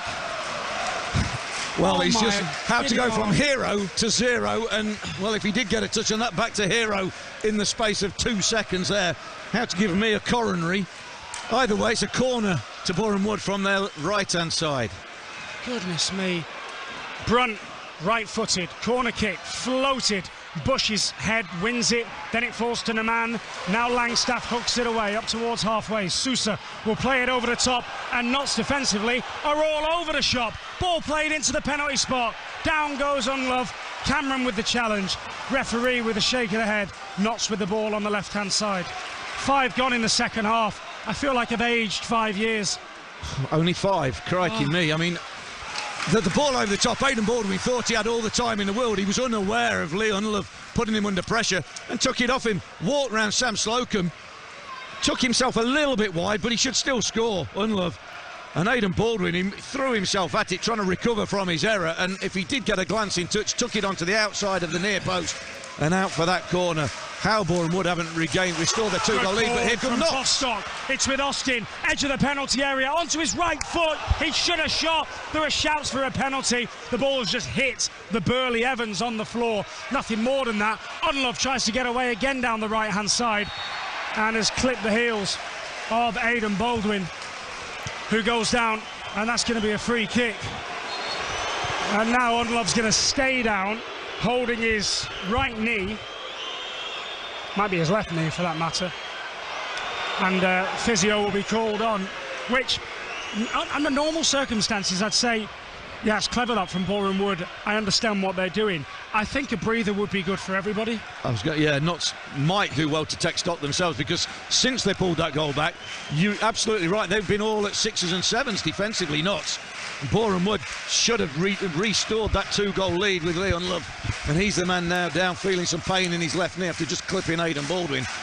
It's been an unbelievable start, first 6 minutes of this second half.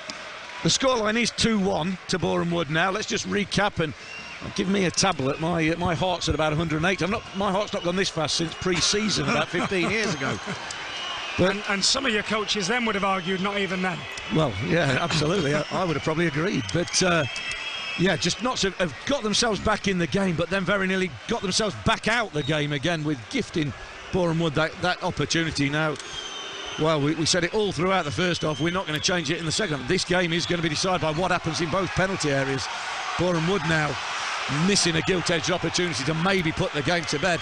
And Notts, say, got their tails up now, got the momentum, but they still need to go and get a second goal. And then who knows what will happen after that. Well, a good 2 or 3 minute delay there, and finally we're back underway. It's with Rawlinson out towards the right-hand side. I'm going to sound like a teenager with a voice breaking for the rest of this game if I'm not careful. 52.5 minutes on the clock. Rodriguez turns it out to the right-hand side for Palmer. Now Naman, who had so much joy in the first half against Ilasanmi, going forwards, defending, he couldn't get back in front of him for the first Boreham Wood goal. Here's Rodriguez, dead centre, 30 yards from goal. Square to Palmer, short ball now finds Naman on the right-hand side, onto his left foot. Ilasanmi shows him inside and then slams the door on him as Naman tried to jink back out onto the right touchline. Yeah, you've got to say, I think Aaron Naman's had most of his joy when he's running at Ilasanmi and trying to go down the outside of him. Obviously, you've got to try and vary it up. That time he came inside. He wasn't able to get the other side of Ilasanmi, but, well, we wanted Notts to get the first goal. They've certainly gone and done that, and they've done it early enough. This is going to be one heck of a ride for the next 30, what we got left, 37 minutes. My maths is failing me. Well, don't turn to me, because as you know, I'm horrendous at maths. Here's Rawlinson. Little ball to Bostock, comes back to Rawlinson again, about 15 yards or so away from the halfway line. It's now with Baldwin, dead centre. Already scored one from 35-40 yards. Austin out to Chixham on the left-hand side. Notts attacking the Kop. 54 minutes on the clock. Notts 1, Boreham Wood 2. Left-footed cross. Fifield will gobble that up.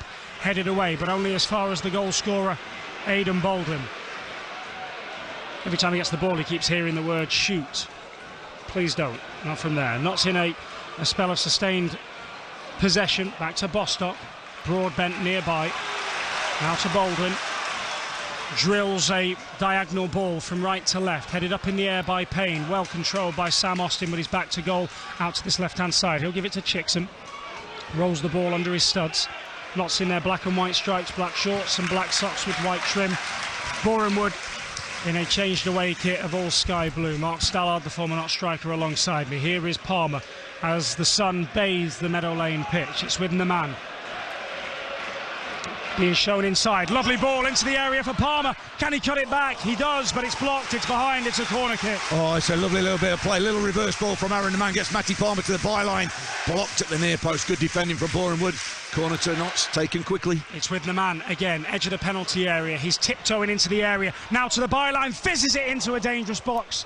And then cleared away. And down Payne will go and buy himself a free kick. Rodriguez challenging into the back of him with the aerial collision. And Payne's absolutely fine, but he buys that. The referee gives it him, and it's going to be a free kick. Again, dangerous from Notts. A fizzed ball into that 6-yard box that time, and cleared away. Still Notts 1, Boreham Wood 2. Yeah, it's very much a pattern of Notts players, isn't it? Trying to get in them little inside left and inside right channels. That time was the inside right. Aaron Naman, a little reverse ball to the byline for Matty Palmer. He's got his head up. He can't really see a Notts shirt, so he just opts to fire it. That gets blocked at the near post, and then from the quickly taken corner, Naman fires one low in, and again Boreham Wood defenders get first contact. So important, that first contact there, but they've got to keep probing Notts. That's the area that you think they can hurt them. Coming towards the end of the League One season, meanwhile, which were midday kickoffs, and Peterborough are winning still by 2-0 at Barnsley, and Derby County are still losing against Sheffield Wednesday. So simply put, as it stands, Derby County are going to miss out on the League One playoffs. Boreham Wood have the ball here in the bottom left-hand corner. Back up the touchline. It's Ilasanmi, nutmegs Naman. Bostock and Naman do well to win it back though.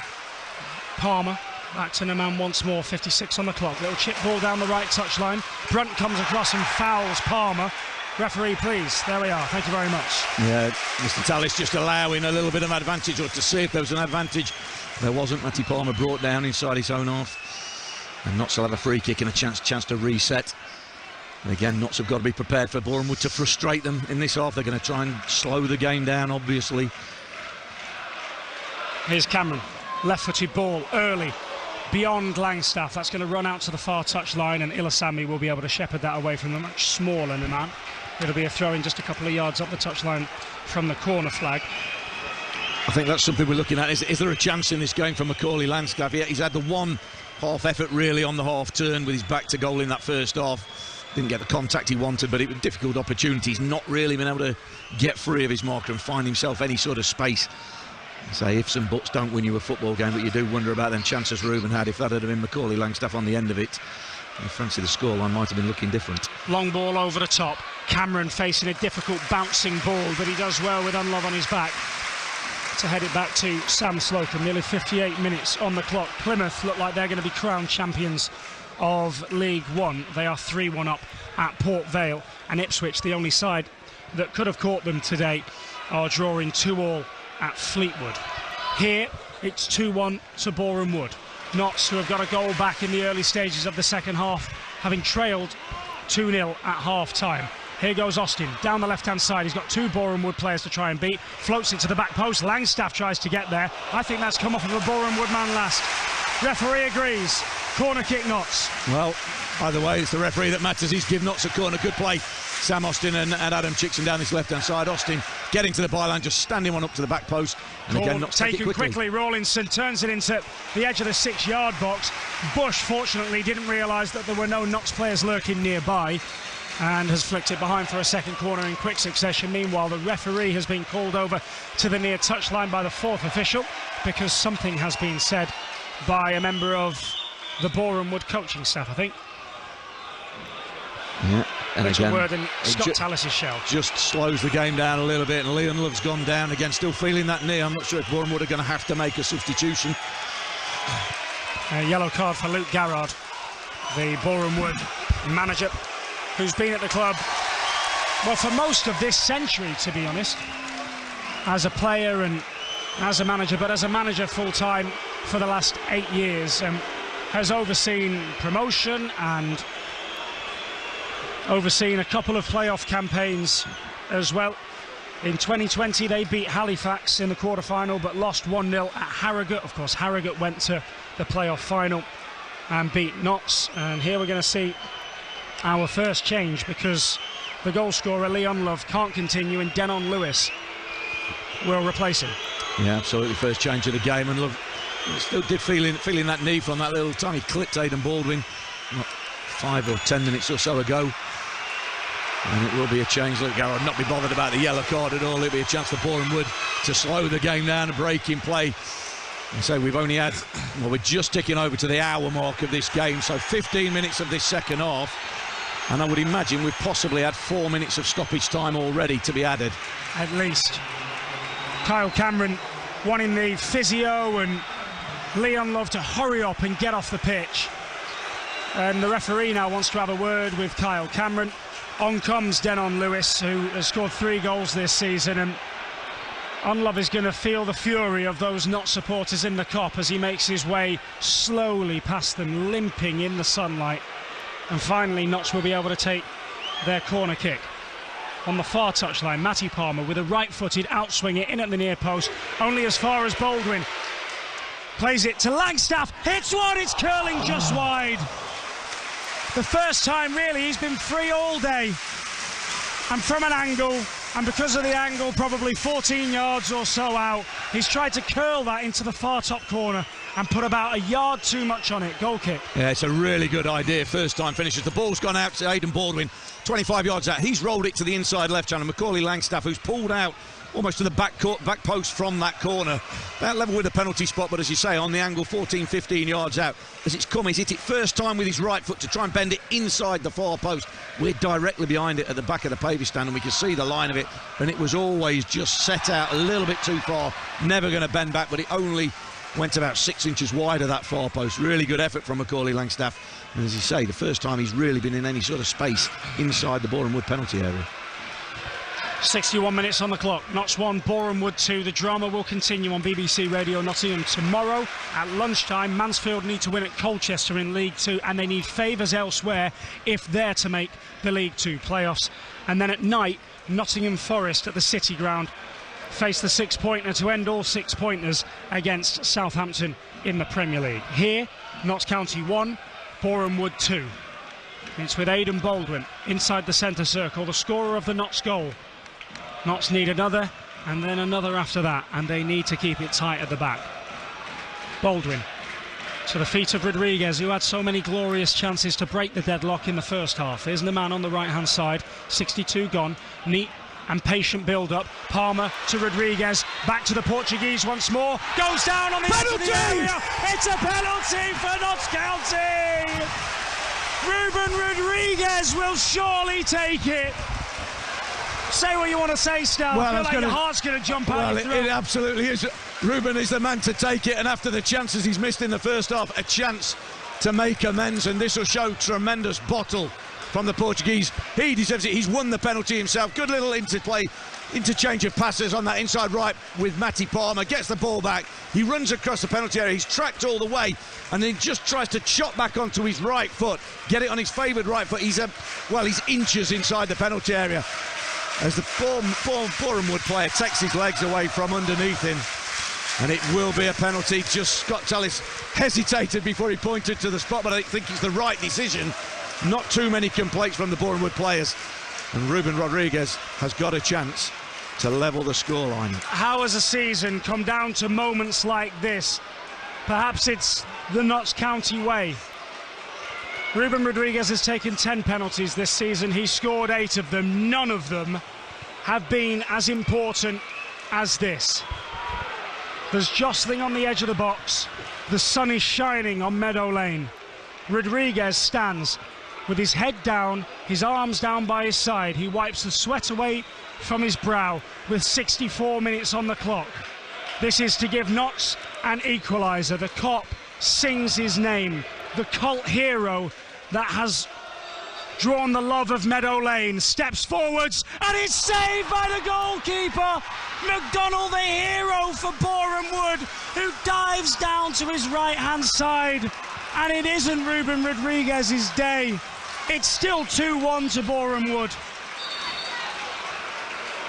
Well, speechless. I mean, it isn't his day yet. The game's not over, and we know he's got the quality. He won the penalty for Notts. But my, oh my, when things aren't going your way, if there's a crueler sport than football, I'm yet to see it. Still, 65 minutes, not quite ticked over. We're in that 65th minute, 25 minutes plus a fair amount of stoppage time I'm expecting already. But Notts, can they afford to keep giving up these chances? You're not going to get a better chance than a penalty. Tedwyn Scott's coming on, and Sam Austin will make way. A man with goals in his boots, we know that. I wondered whether or not there'd be a change for Ruben Rodriguez, because there's clearly today, so far, not been goals in his boots. Still a long time to go, though, in this game. Half an hour once you factor in the stoppage time. Bostock knocks it clear. Evans heads it back in the opposite direction up towards the halfway line. Denon Lewis is going to get his first touch and try to get away from Cameron to the byline. Ball into the 6-yard box, juggled but caught by Sam Slocum. Oh my word. Scott, who scored 15 goals this season and scored the equaliser against Boreham Wood back in January in a game that finished 1-1 here at Meadow Lane. Sam Austin's race is run. He scored 2 against Woking back in the middle of April. 9 goals for the season in total.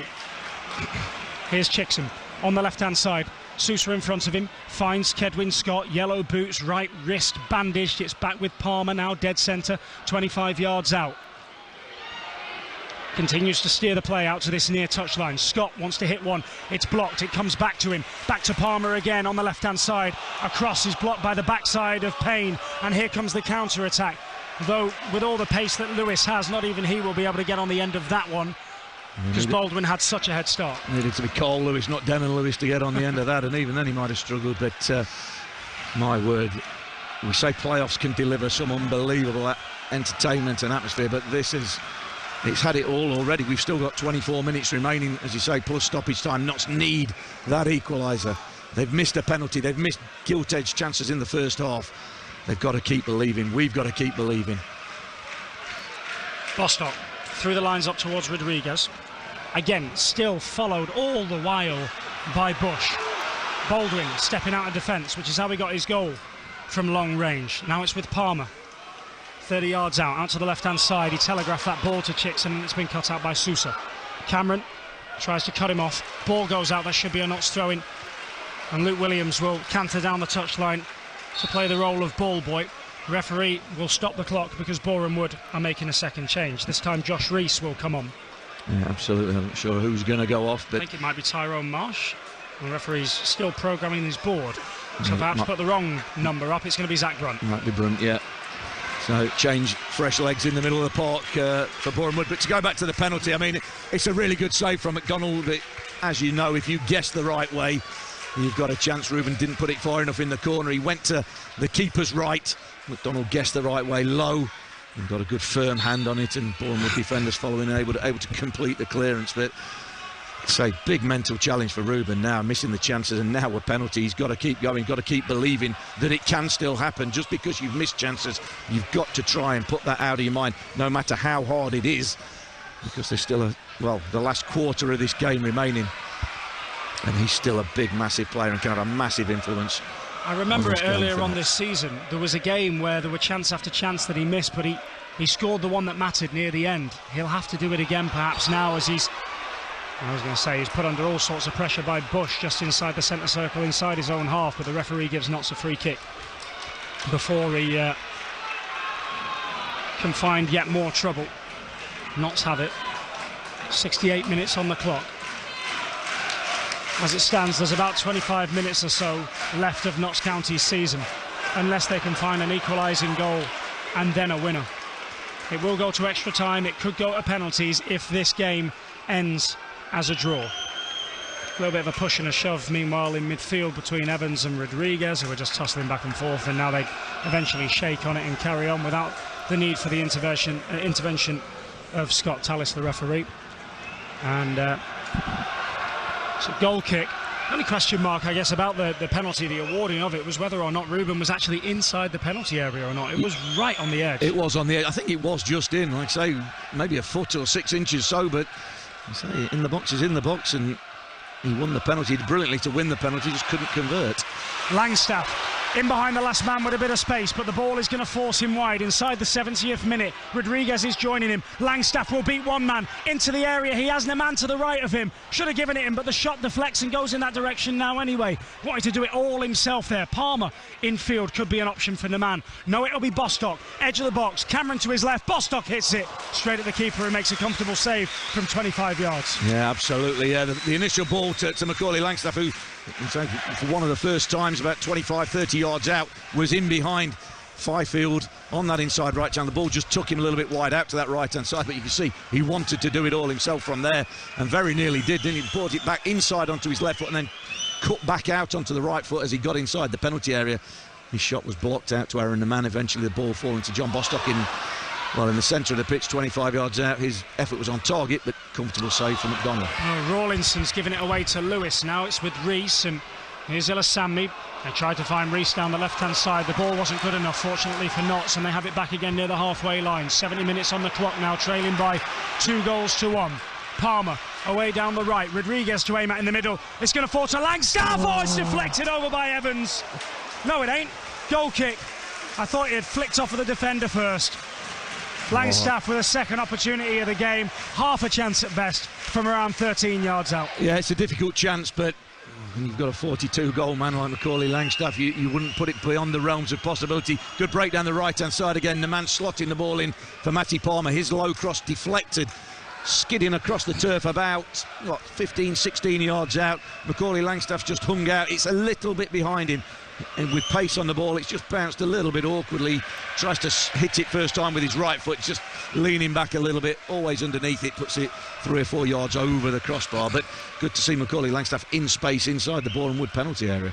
Cameron will step away from Marsh before floating a ball across the halfway line out towards Rawlinson and then Naman. Adelaine again collectively holds its breath.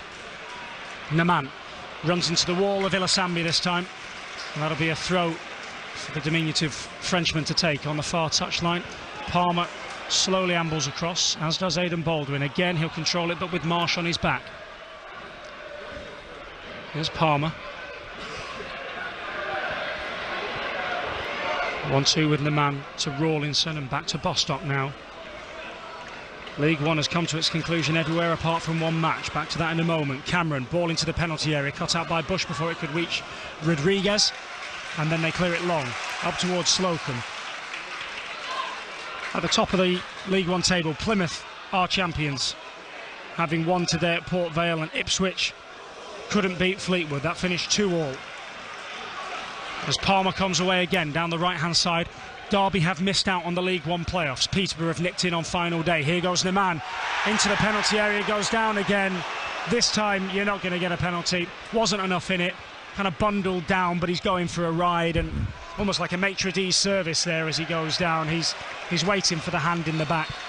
And, not even sure it was in the penalty area, truth be told. I think he might have still been outside, but either way, nothing doing, and you're not going to get that after you've already had one.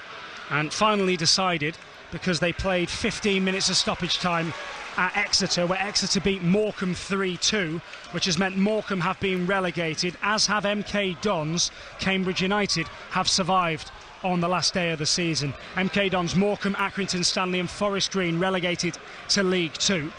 Plymouth and Ipswich up, Sheffield Wednesday, Barnsley, Bolton and Peterborough in the League One playoff places. Kyle Cameron picks it up on the left-hand side. Notts trailing by 2-1 here.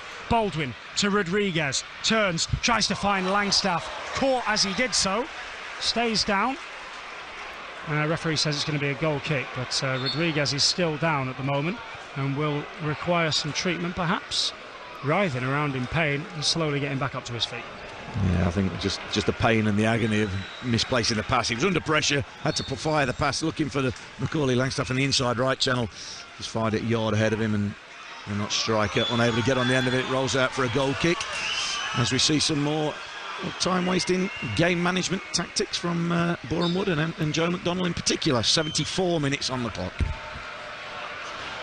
He was only signed on an emergency loan from Eastleigh to play today. Rules are the rules, but I can't sit here and pretend that I don't have at least a bit of a problem with how that works out, as Cameron limply dives. That's ridiculous. Not the best dive in the world, but it's one of those situations where a defender has put the ball between himself and the man, and down he goes, waiting for a little bit of contact, and it's like an obligatory free kick. Notts take it quickly and shift it from left to right.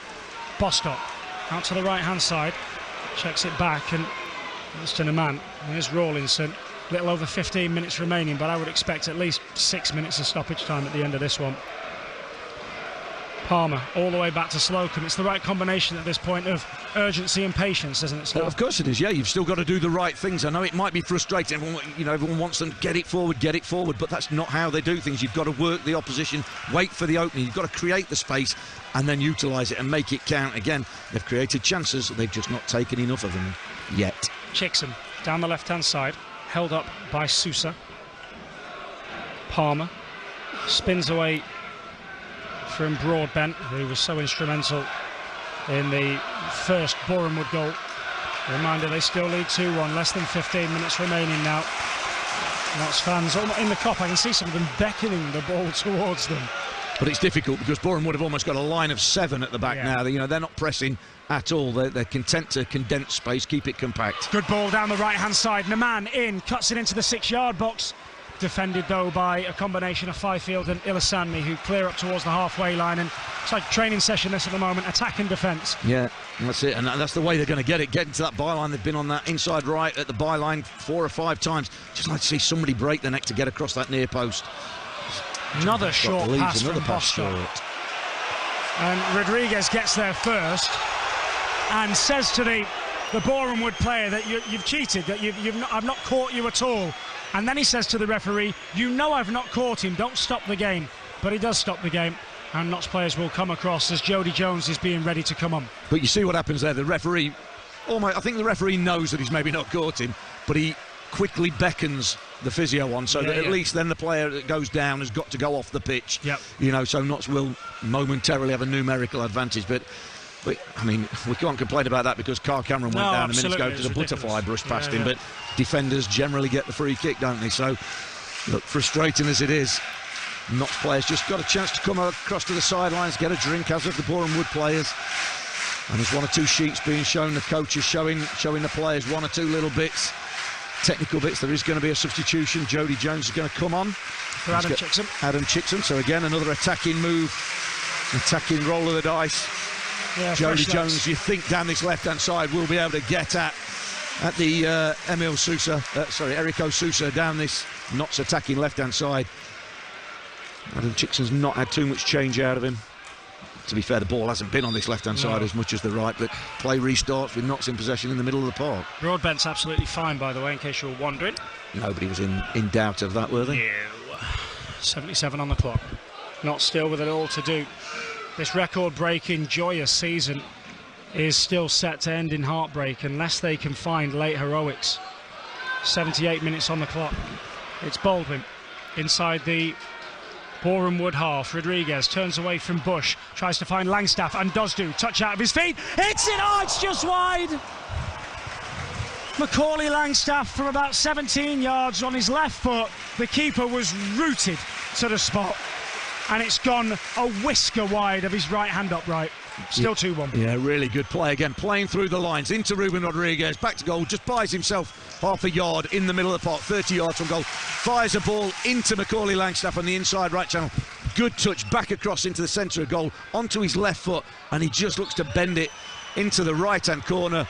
Or the right-hand corner of the keeper's goal. It just, as you say, a foot or so the wrong side of the Boreham Wood post from a Notts perspective, out for a goal kick. But again, another sight of goal for Macaulay Langstaff and Notts County. 12 minutes remaining. Can they take one of these chances? Even if there is oodles of stoppage time, we know in 20 minutes this will be over. Palmer out to Jones. First touch, tries to beat Sousa, heads towards the byline. He's forced back up the touchline to Palmer. Rodriguez in motion in field. Palmer keeps a hold of it and goes back up the near touchline instead to Cameron, and now Bostock. Notts will work it from left to right with 79 minutes on the clock. We are going to be like the speaking clock for the next 15 to 20 minutes or so, if that's still in operation. Lovely little dummy from Rodriguez down the inside left to the penalty area to Scott. Back to Jones, first time cross over the head of Ruben Rodriguez and headed clear out towards Baldwin. Back to Bostock again, dead centre of the Boreham Wood half. Here's Rodriguez. He's got 3 Boreham Wood players around him. Dithers, and that allows them to nick it away. And here comes Denon Lewis down the left-hand side, and Baldwin looks like he's pulling a tractor. Lewis into the penalty area. That's going to be a Notts goal kick. He's done really well in the end, Aidan Baldwin. And the goal kick's been taken as quick as you like. Up to this right-hand side. We're in the 80th minute. Well, it's end to end, isn't it? And, you know, normally you would say Notts don't need that, but because we're 2-1 behind, that's exactly a little bit of what they need, a little bit of a basketball game, having to take them risks and back their own quality to go and get this equalising goal. In the end, you say Aidan Baldwin, I don't know if he's just tightened up or he's feeling a hamstring or a calf or a groin or something, but in the end, defended really well, won Notts the goal kick. Well, Brindley's gone to warm up on the near touchline as Jody Jones has it just a few yards away from him. Left-footed cross, deep, beyond everyone, and out for a throw-in on the far side of the ground. I wonder whether or not Boreham Wood played in the week. At this stage of the game, does that have an impact? If you're looking for small percentages, will Notts have slightly fresher legs? Well, you could argue that, but they've both had 46 games of a league season. I don't think freshness comes into it. It's now about desire, it's about quality, and it's about putting the ball in the back of the net from Notts' perspective, because they need this goal to extend this game. Bush inside his own penalty area, forced to thrash it clear up towards the halfway line. Cameron controls it with his chest and then plays a forward pass up towards Rodriguez, who's tried to flick it square to Palmer and got it wrong. Denon Lewis will be offside if he ever goes to that. It won't. The ball will run through instead to Sam Slocum, who gives it short to Aidan Baldwin. Inside the last 10 minutes, these are the edgiest of 80s. Palmer down the right. Notts trailed by 2-0 at half-time thanks to 2 late goals for Boreham Wood. They got one back early in the second half. They've had a penalty saved. They need a goal. They need a goal to send this to extra time. And it's all the way back now at the feet of Fifield. He'll float one down the left touchline again in the direction of Lewis, who controls it on his chest, but only to Palmer. And Notts have it back once more.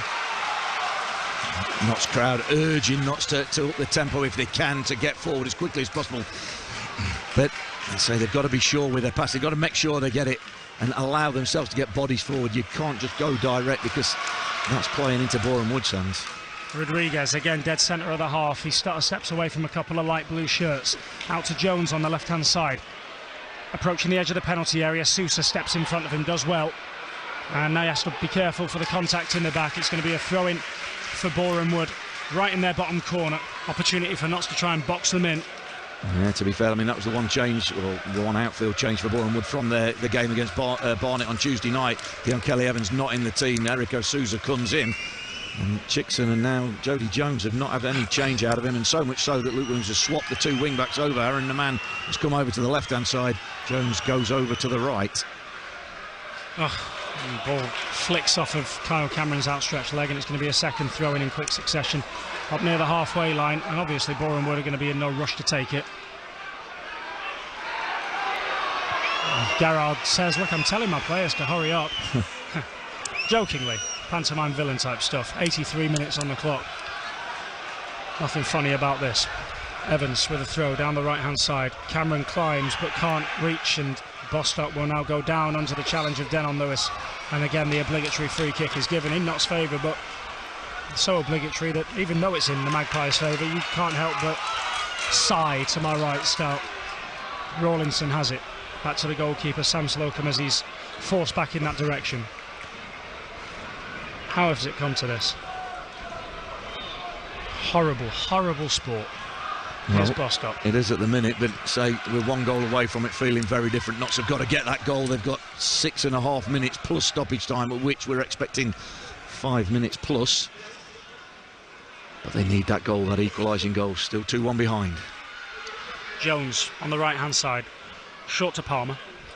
Square across the midfield for Baldwin. I say midfield, I know he's a defender, but the midfield, the back three I should say, has become a midfield three really for Notts. They're all inside the Boreham Wood half. Kedwin Scott to Cameron.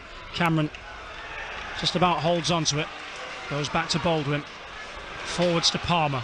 Back to Cameron again. Fizzing it about and well controlled by Rodriguez. He tries to find Langstaff. Back to goal. Fifield's got one of those go-go gadget legs through. And down he goes. He wins it back and wins a free kick instead. And another chance wasted. Fifield lies on his back and again waste time. The referee Scott Tallis puts his wristwatch in the air to tell, well, we're about to find out how many, 15,617 that he is adding this stuff on. Yeah, well, that's all the referee needs to do. Immediately point to his watch, and not only does it tell the crowd he's going to add the time on, miraculously it makes Fifield get better. So maybe there's medicinal powers in that, but I'd say it doesn't take a genius to work out that the gamesmanship and the antics that are going on. I'm pretty sure if Notts were in ahead, they'd be doing a similar sort of thing. But yep. So Mr. Tallis has just got to add the time on at the end, give Notts that extra time. Denon Lewis has it on the byline, attacking the family stand end. Holds it up, wastes a few seconds. 1,108 Boreham Wood supporters have made the journey up. They've got the advantage, and the referee's going to pull that back for a free kick. These are all the moments that Notts don't need. It's going to be a free kick against Ruben Rodriguez, who's had one of his most forgettable afternoons in a black and white shirt. So far, still not over. And so 5 minutes of normal time remaining. Boreham Wood with a free kick inside, or halfway inside, Notts half out on their left-hand attacking touchline. And you know that ball isn't going to go into the penalty area anytime soon. No, free kick 15 yards outside of the penalty area, taken short. Down the left-hand side, they try to play it for Rees, but it's intercepted by Bostock. Back there is Jody Jones. To Connell Rawlinson, now Sam Slocum suddenly comes alive. I don't think he was expecting the ball initially. Out to Kyle Cameron on the left-hand side, 86 minutes gone, he's played it short. Offside flag goes up and saves his blushes. It's going to be a free kick for the Magpies. There's got to be some urgency here. Ball's kicked away by Rees. All the while it wastes time, and Notts don't have time to waste. There's a yellow card for the substitute, Josh Rees. Well, we've had 2 yellow cards in the game, both for Boreham Wood players, both for kicking the ball away, time wasting. Chris Bush in the first half. Josh Rees there, the substitute.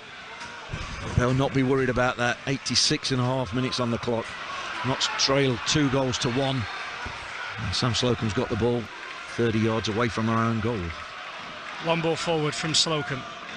Flicked on by Scott. Down the left-hand side for Naman. He's got a couple of players in front of him. One of them now retreats. Naman tries to beat his man. Can he get to the byline? No, he can't. A little bit too predictable, that Aaron Naman on the left-hand side. It's Jack Payne, the skipper, in front of him. He's done really well. He's played really well. The Boreham Wood skipper at times covering back there, filling in gaps. Knows what the man's going to try and get to the byline. Just a little bit too obvious. From Knott's wing back. And the edge ever closer to finding out how much time we'll have added on at the end. Yeah, less than 3 minutes remaining now. Fourth official has stepped back from the touchline to start fiddling with his board and his paperwork. Aidan Baldwin will try to let the ball run and then plays a booming pass back into the penalty area that Slocum will scamper to retrieve. Long ball forwards, which is straight to Fifield as if laser guided out towards Rees. And that's for the first time in goodness knows how long, aren't even in possession as the linesman's flag goes up. It's going to be another free kick for the Magpies, and soon it will be about urgency. Notts all season have tried to balance patience with urgency. There's going to be no room for patience in a moment, and how easily, how readily can they switch into that more accelerated gear. Palmer goes down wanting a free kick. He's not going to get one. Long clearance up towards halfway, not back in the opposite direction. There's another shove in the back, and this time he will get a free kick from Jamal Fifield. That wasn't exactly the most inconspicuous of pushes, and they're going to make one final change as the vastly experienced Mark Ricketts will come on for Boreham Wood, and Tyrone Marsh will make way. Yeah, absolutely. I say substitution just to tighten up Ricketts. I think he's the club skipper, isn't he, at Boreham Wood? He'll come on and just try and shore things up, just an extra defensive-minded body in there. Notts will have a free kick. What we're saying, 35 yards away from goal, inside right channel. It's not really shooting distance, but it is a chance to put a dangerous ball into the penalty area. Or can they work something clever? A training ground routine, maybe. For what it's worth, sponsors man of the match is Matty Palmer with less than a minute of the 90 remaining. It will be Palmer who stands over the ball, waiting to deliver this. It has to be a good delivery. Bostock stood there as well, offering the left-footed option. Too far out to have a go at goal from here. Unless Bostock's trying to hit the corridor of uncertainty, it will be Palmer. Inside the 90th minute, Palmer's right boot trying to find Cameron at the back post, and there's going to be a reciprocal shove. Stupid from the skipper, and that will be a free kick for Boreham Wood inside their own 6-yard box. And by the time they take it, we'll know, I dare say, how much additional time is to be added on. Yeah, you've got to say stupid from the skipper. Daft, never going to win that ball. You've got to allow the defender who's inside his own 6-yard, allow him to win the flicked header. The worst that's going to happen, he can flick it out and we pick up the second ball, we pick up a corner, we pick up a throw-in. Don't put your hands in the back of him, because as we've seen all game, it's going to be a free kick, and rightly so. Silly, again, decision-making when it matters, under pressure moments. 7 minutes have been added on. 7 minutes to decide the fate of Notts County's season. Are there 7 minutes left, or is there more to come? Aidan Baldwin has the ball at the back. Flips one out to this left-hand side that's controlled on the chest by Cameron. That 7 minutes has reinvigorated this Notts crowd. Palmer tucked in off of the left touchline inside the Boreham Wood half. Here's Baldwin. Back to Bostock. Every single Boreham Wood player back. Every single Notts player, bar the keeper, is inside Boreham Wood territory. Is there late drama? Let there be late drama. They've just hit a blue wall here at the moment. Palmer, good ball through the lines from Bostock, out to the man on the left-hand side. Right-footed cross, looping, dropping, wasteful, awful, and behind for a goal kick. And that's it, and in them moments you need the quality as well. It's all right, the fans getting behind him, but you've then got to produce quality. Calm heads are needed when the pressure's on, and Aaron Aman that time just throwing a hopeful ball in rather than believing where he's putting the ball. Say there's still time, there's still plenty of time to create at least one more good opportunity. Whether we can take it, that's a different question, but you've got to play with quality. If you can make out that chant about Wembley, it's coming from the 1,100 Boreham Wood fans who are gathered in the Jimmy Cyril stand. It's going to be a Notts throw. Luke Garrard has his hands on his head. The nerves of the Boreham Wood manager, palpable. They love a one-off opportunity. They're such tricky customers. Baldwin into the feet of Rodriguez, who turns it out towards Bostock. To Jones on the right wing. He's got a man to beat. He'll attempt to sprint past the tired Ilasami. Does do, hits it, smacks off a Fifield and goes behind for another corner kick, a 7th of the game for Notts. They want to take it quickly. They do take it quickly before anybody can set. Out to the edge of the area for Jones once more. His left-footed ball is blind and blocked by Broadbent, and out for another throw on the far side, taken short to Palmer. Back to Bostock again. And the man's an option, so's Rawlinson in the middle. Dead centre, Connell Rawlinson. Again, they meet that initial 3-man wall. Everybody else is tucked in behind. Then there's 7, then the keeper, and then there's a cross into Fifield, who'll head it away once more. Bostock, square to the man. We've played nearly 3 of the 7 additional minutes. If it's going to happen, it has to happen now. It has to happen soon. It can't end this way. Cameron back to the man once more. Jones is in space on the right wing. That's where the ball will go. He'll draw the attention of Ilasami. One man to beat. Jones stepping into the penalty area once more. Ilasami is backing off with the left foot. Oh. He's put his shot wide. I think from our angle that looked closer than what it actually was. But now Joe McDonnell suddenly goes down injured, and all of this will just get added on top. Yeah, it's certainly better do so. We need more than 7 minutes of added time. I mean, that's ridiculous. But Jody Jones coming in from that right-hand side now. He's got the option, like the man on the other side, of coming in onto his favourite foot if he comes inside. He does do from an angle with his left foot. As you say, we're not behind the flight of the ball. We're perpendicular to it. It might have looked closer than it maybe was. He's looking to find that far top corner. I think in the end his shot was quite well wide. And the agony rolls on and ticks on. And we've had very nearly 4 minutes of the 7, albeit there will be an additional minute or so to the 7. McDonnell's fine. Gets back up again. Will reposition the ball out. The referee's not restarted his watch yet. Blows his whistle.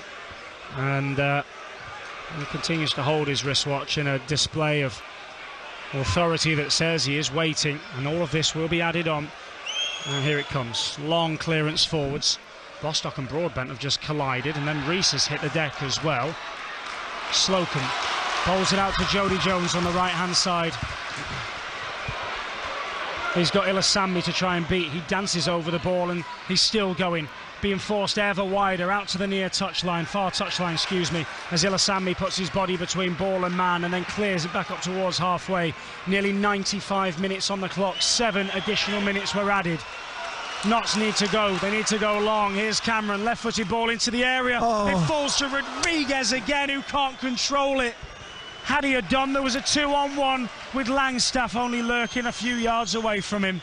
When it ain't your day, it ain't your day, and it ain't his day. Well, it was certainly looking that way now. It's a floated ball in to a decent area around about the penalty spot. Ruben Rodriguez suddenly found himself in about 3 or 4 yards of space. I say all he's got to do, he needs to be able to have instant control was the ball on his favourite foot, but it just goes away from him into the arms of Joe McDonnell, and what could have been a chance, a decent chance, doesn't become one because we can't control the ball. But still Notts try, still Notts come forward with Jody Jones down the right-hand side. Just inside of the Boreham Wood half, looking for a 1-2 as he gets the other side of his man Broadbent. He gets it back, down in the bottom corner at the Cop end. Back up the line towards Palmer. We're in the 96th minute. Edge of the penalty area, left-footed, square cross along the outside of that box. Back to Rawlinson. Rawlinson to Bostock.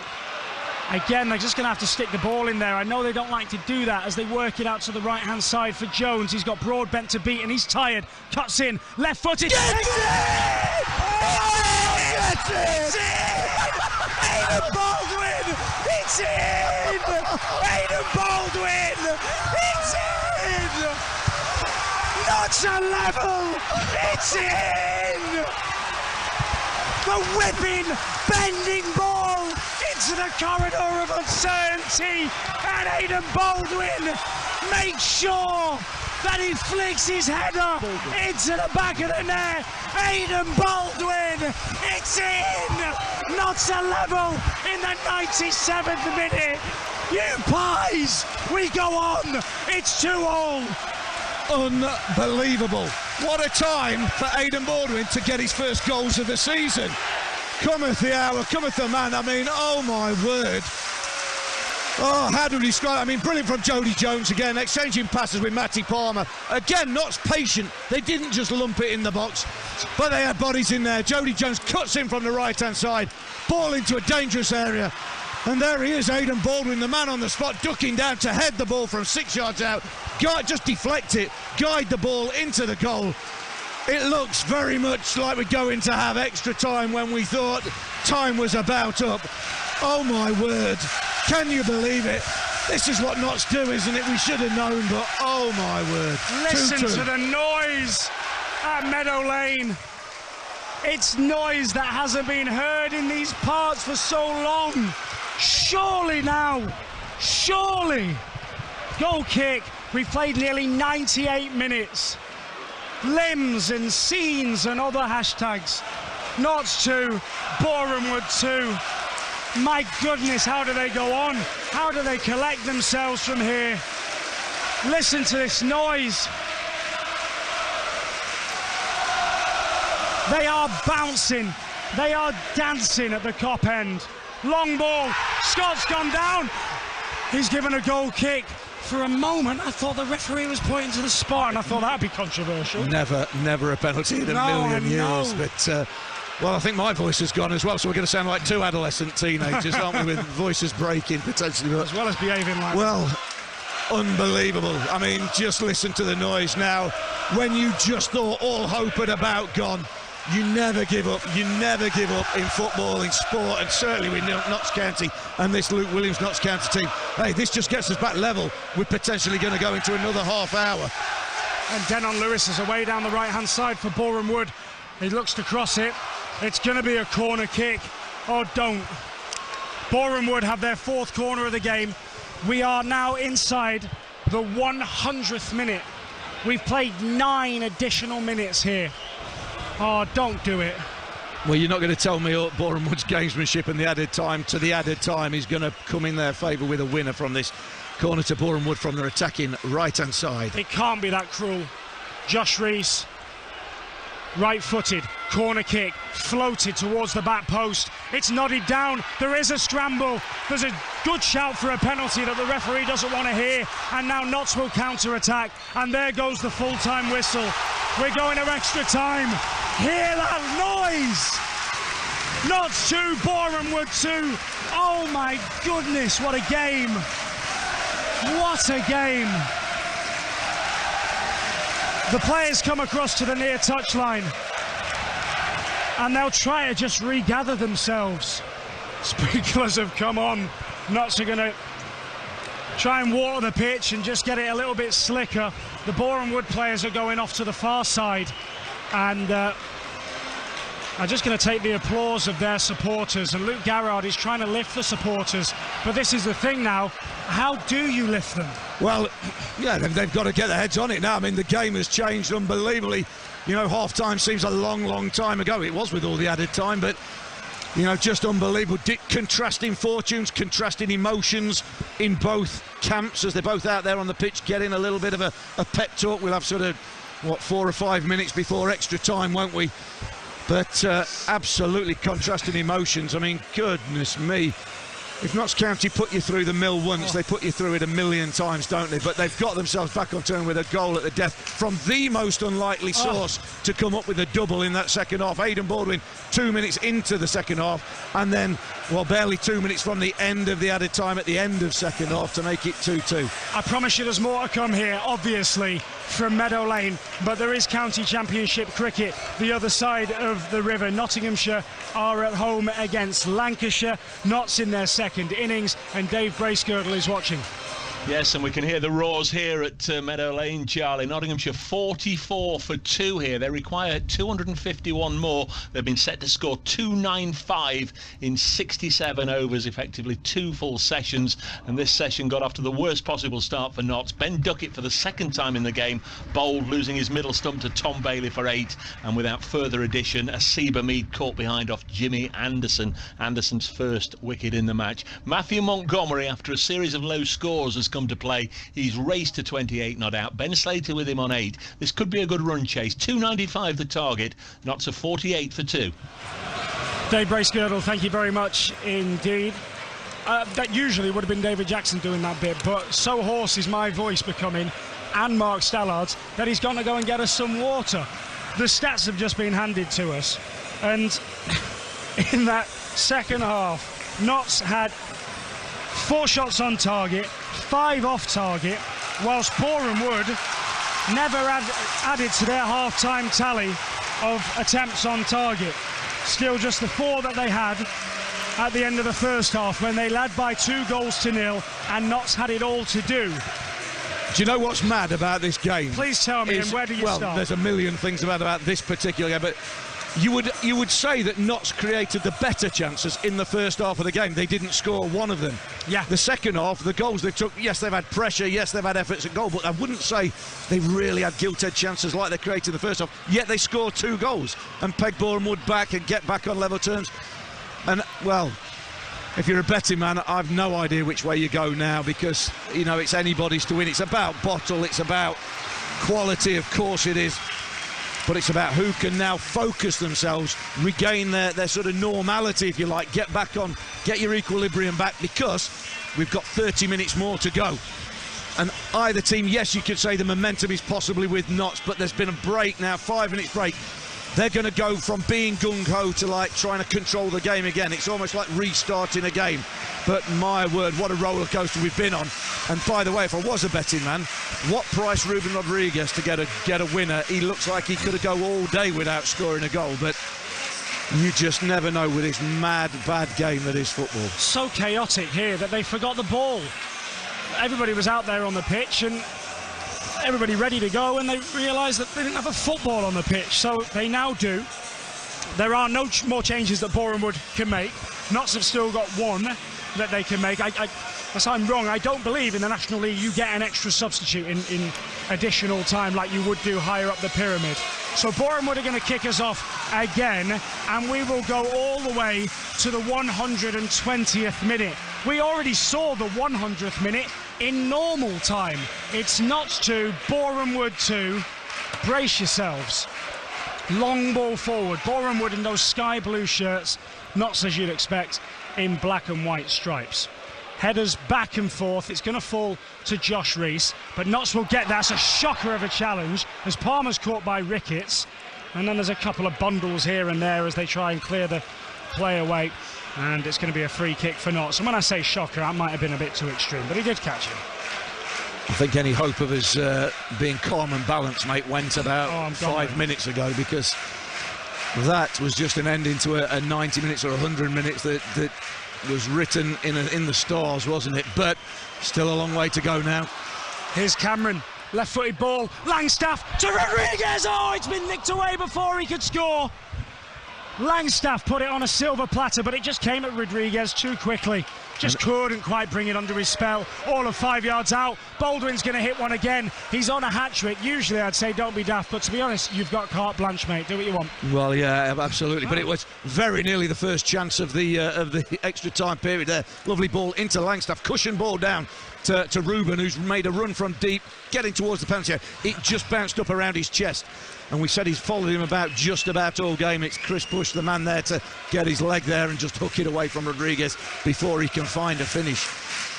And, well, we were wrong. You do get an extra substitution in extra time. So Danny Newton's come on, and I didn't see who went off for Boreham Wood. George Broadbent, who was so instrumental in the build-up to the first Boreham Wood goal, which now feels like a lifetime ago. Well, I say, any sort of normality and rationale has gone out the window, hasn't it? This is just another mad end of season playoff game, and quite frankly, anything can happen between now and the next 30 minutes. 5 of the last 6 games between these two sides has ended in a draw now, including that 2-2. Obviously, we need a winner here today. But 5 of the last 6, they match up so well. They're like a couple of boxers that bring different styles, different things to the table. We've played a couple of minutes of extra time, and Boreham Wood have their first long throw of the extra time period. Chris Bush, and that is a long one, launched in. Slocum comes, doesn't grab it initially, and then Kyle Cameron is facing the wrong way and eventually manages to control it.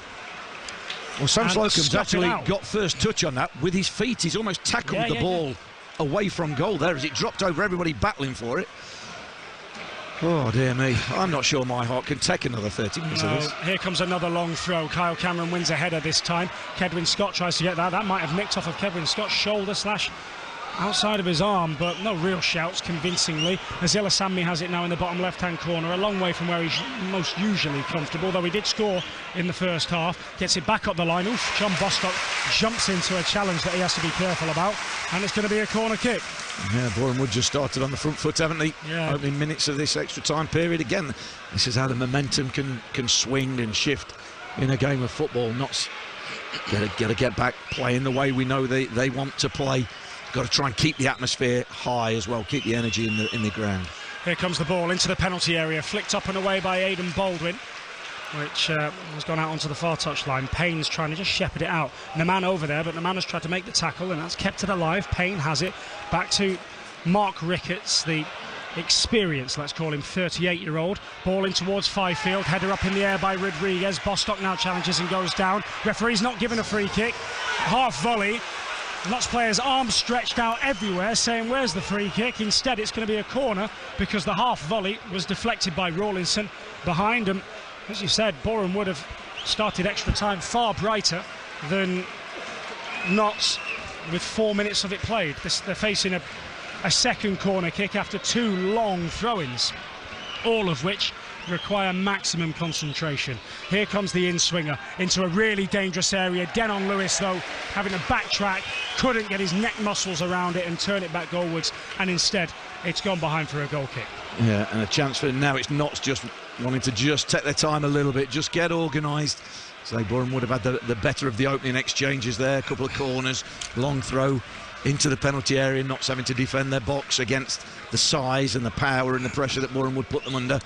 So just a chance for them to take stock. Again, you talk about, I don't know if I've just seen Aidan Baldwin signal to the sideline that he needs to make a substitution. We thought at the end, well, the last 10 minutes of the 90 minutes, that he was struggling with something. I'm sure I've just seen him signal to Luke Williams that he needs to make a change. Right. But Brindley's there. We shall wait. Header away from Ricketts. Falls to Jones on the right-hand side. Rodriguez battles with Bush, which has been a game-long battle between them two, and then wins a really good header, and Langstaff will flick it to Scott. Scott plays it down the right-hand side. Here's Palmer. Palmer's cross his fist into the 6-yard box, and it's cleared away by Evans. Langstaff wasn't far away from it. Good little break, almost inadvertent, and then Lewis would be offside. Ball will run far beyond him, and Slocum will retrieve. Matty Palmer just down the right-hand side. Good little interplay, getting the ball out to a good spot. I think it was Kedwin Scott that found him, and he's just trying to turn it into an area in that corridor of uncertainty in the Boreham Wood penalty area. Boreham Wood 6-yard box, if you like. But it was Will Evans, the man in the right place to get there before Macaulay Langstaff can profit from it. Scott receives the ball with Payne on his back. Now back to Bostock, just inside of the Boreham Wood half. It's almost just for a moment, everybody taking a moment to gather before the madness resumes. Baldwin inside the centre circle. If he gets another, they'll build a statue. Takes a touch and completely forget about the stuff that led to the Boreham Wood second goal. Jones on the right wing has Ilasami and his tired legs to run at. Jones will be fresher, having come off of the substitutes bench. Here's Palmer into the centre circle once more. As a cry of "County till I die" goes up from the Kop. Here's Kyle Cameron. 6 minutes of extra time have been played. There will be penalties if they can't be separated. It's 2-2. If you're just joining us, where you been? 97th minute equaliser for the Magpies. Jones down the right hand side, floaty cross, Langstaff's there but flicked away before it could reach him by Payne, out towards Naman, who manages to just about get away from Sousa. Then he's brought down. The referee's going to play an advantage though, because Scott has the ball tucked in on the inside left channel. Back to Palmer back to Bostock. He's got space. There's more space though for Rawlinson. I'm not sure he's going to shoot. He won't. It's Rodriguez instead, whose control will sort of let him down. Palmer goes down once more. Rodriguez then goes down. Boreham Wood will come away with it. Referee gets in Bostock's way. Sousa brought down. It's with Bush now. Jones is nipping at his heels. They'll look to clip it down the left-hand side for Ilasammi, but Langstaff will get there first. Backtracking and fouled. Oh, brilliant backtracking from Macaulay Langstaff. That's exactly what you need to get the fans off their seats. Tracking back in the right back spot, Macaulay Langstaff tracking Ilasammi. There was a couple of shouts, half shouts for Matty Palmer, got clipped in the penalty area, nothing doing.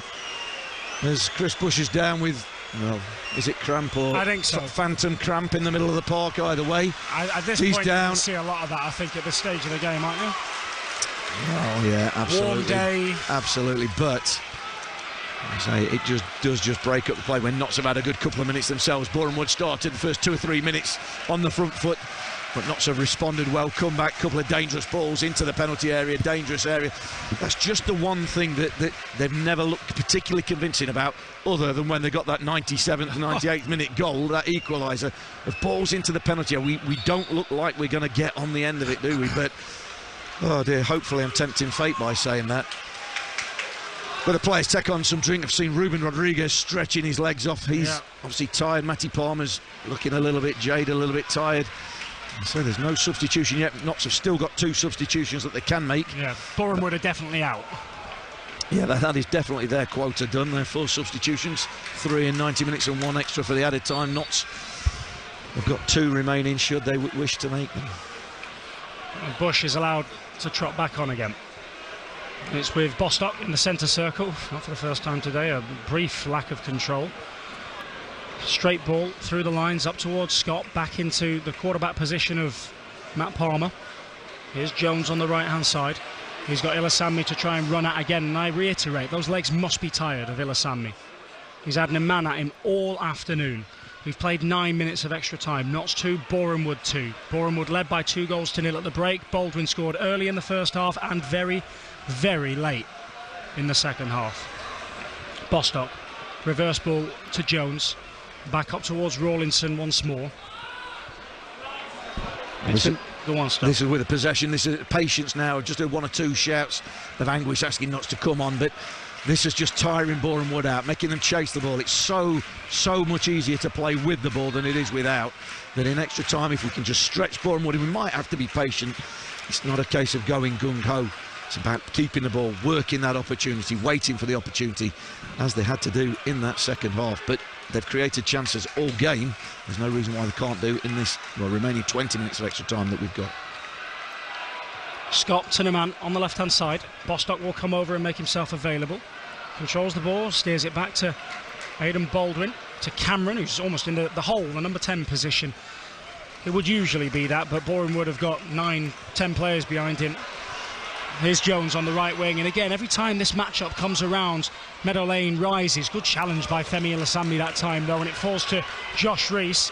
Jones will try to prevent the counter-attack, and by his and Bostock's work, they just about do so, and Bostock just about keeps hold of the ball. Here's the man, edge of the penalty area, and he's been tackled by Ricketts. Again, they'll try to come back away in the opposite direction, the Sky Blues of Boreham Wood, but once more, the ball is a poor one, and Notts have it back inside the Boreham Wood half with nearly 11 minutes played of the first period of extra time. Jones on the right-hand side, this time puts the brakes on. Looking for a 1-2 maybe with Palmer. They almost get in each other's way. Those famous black and white stripes of Notts County. Back to Rawlinson. Here's Bostock.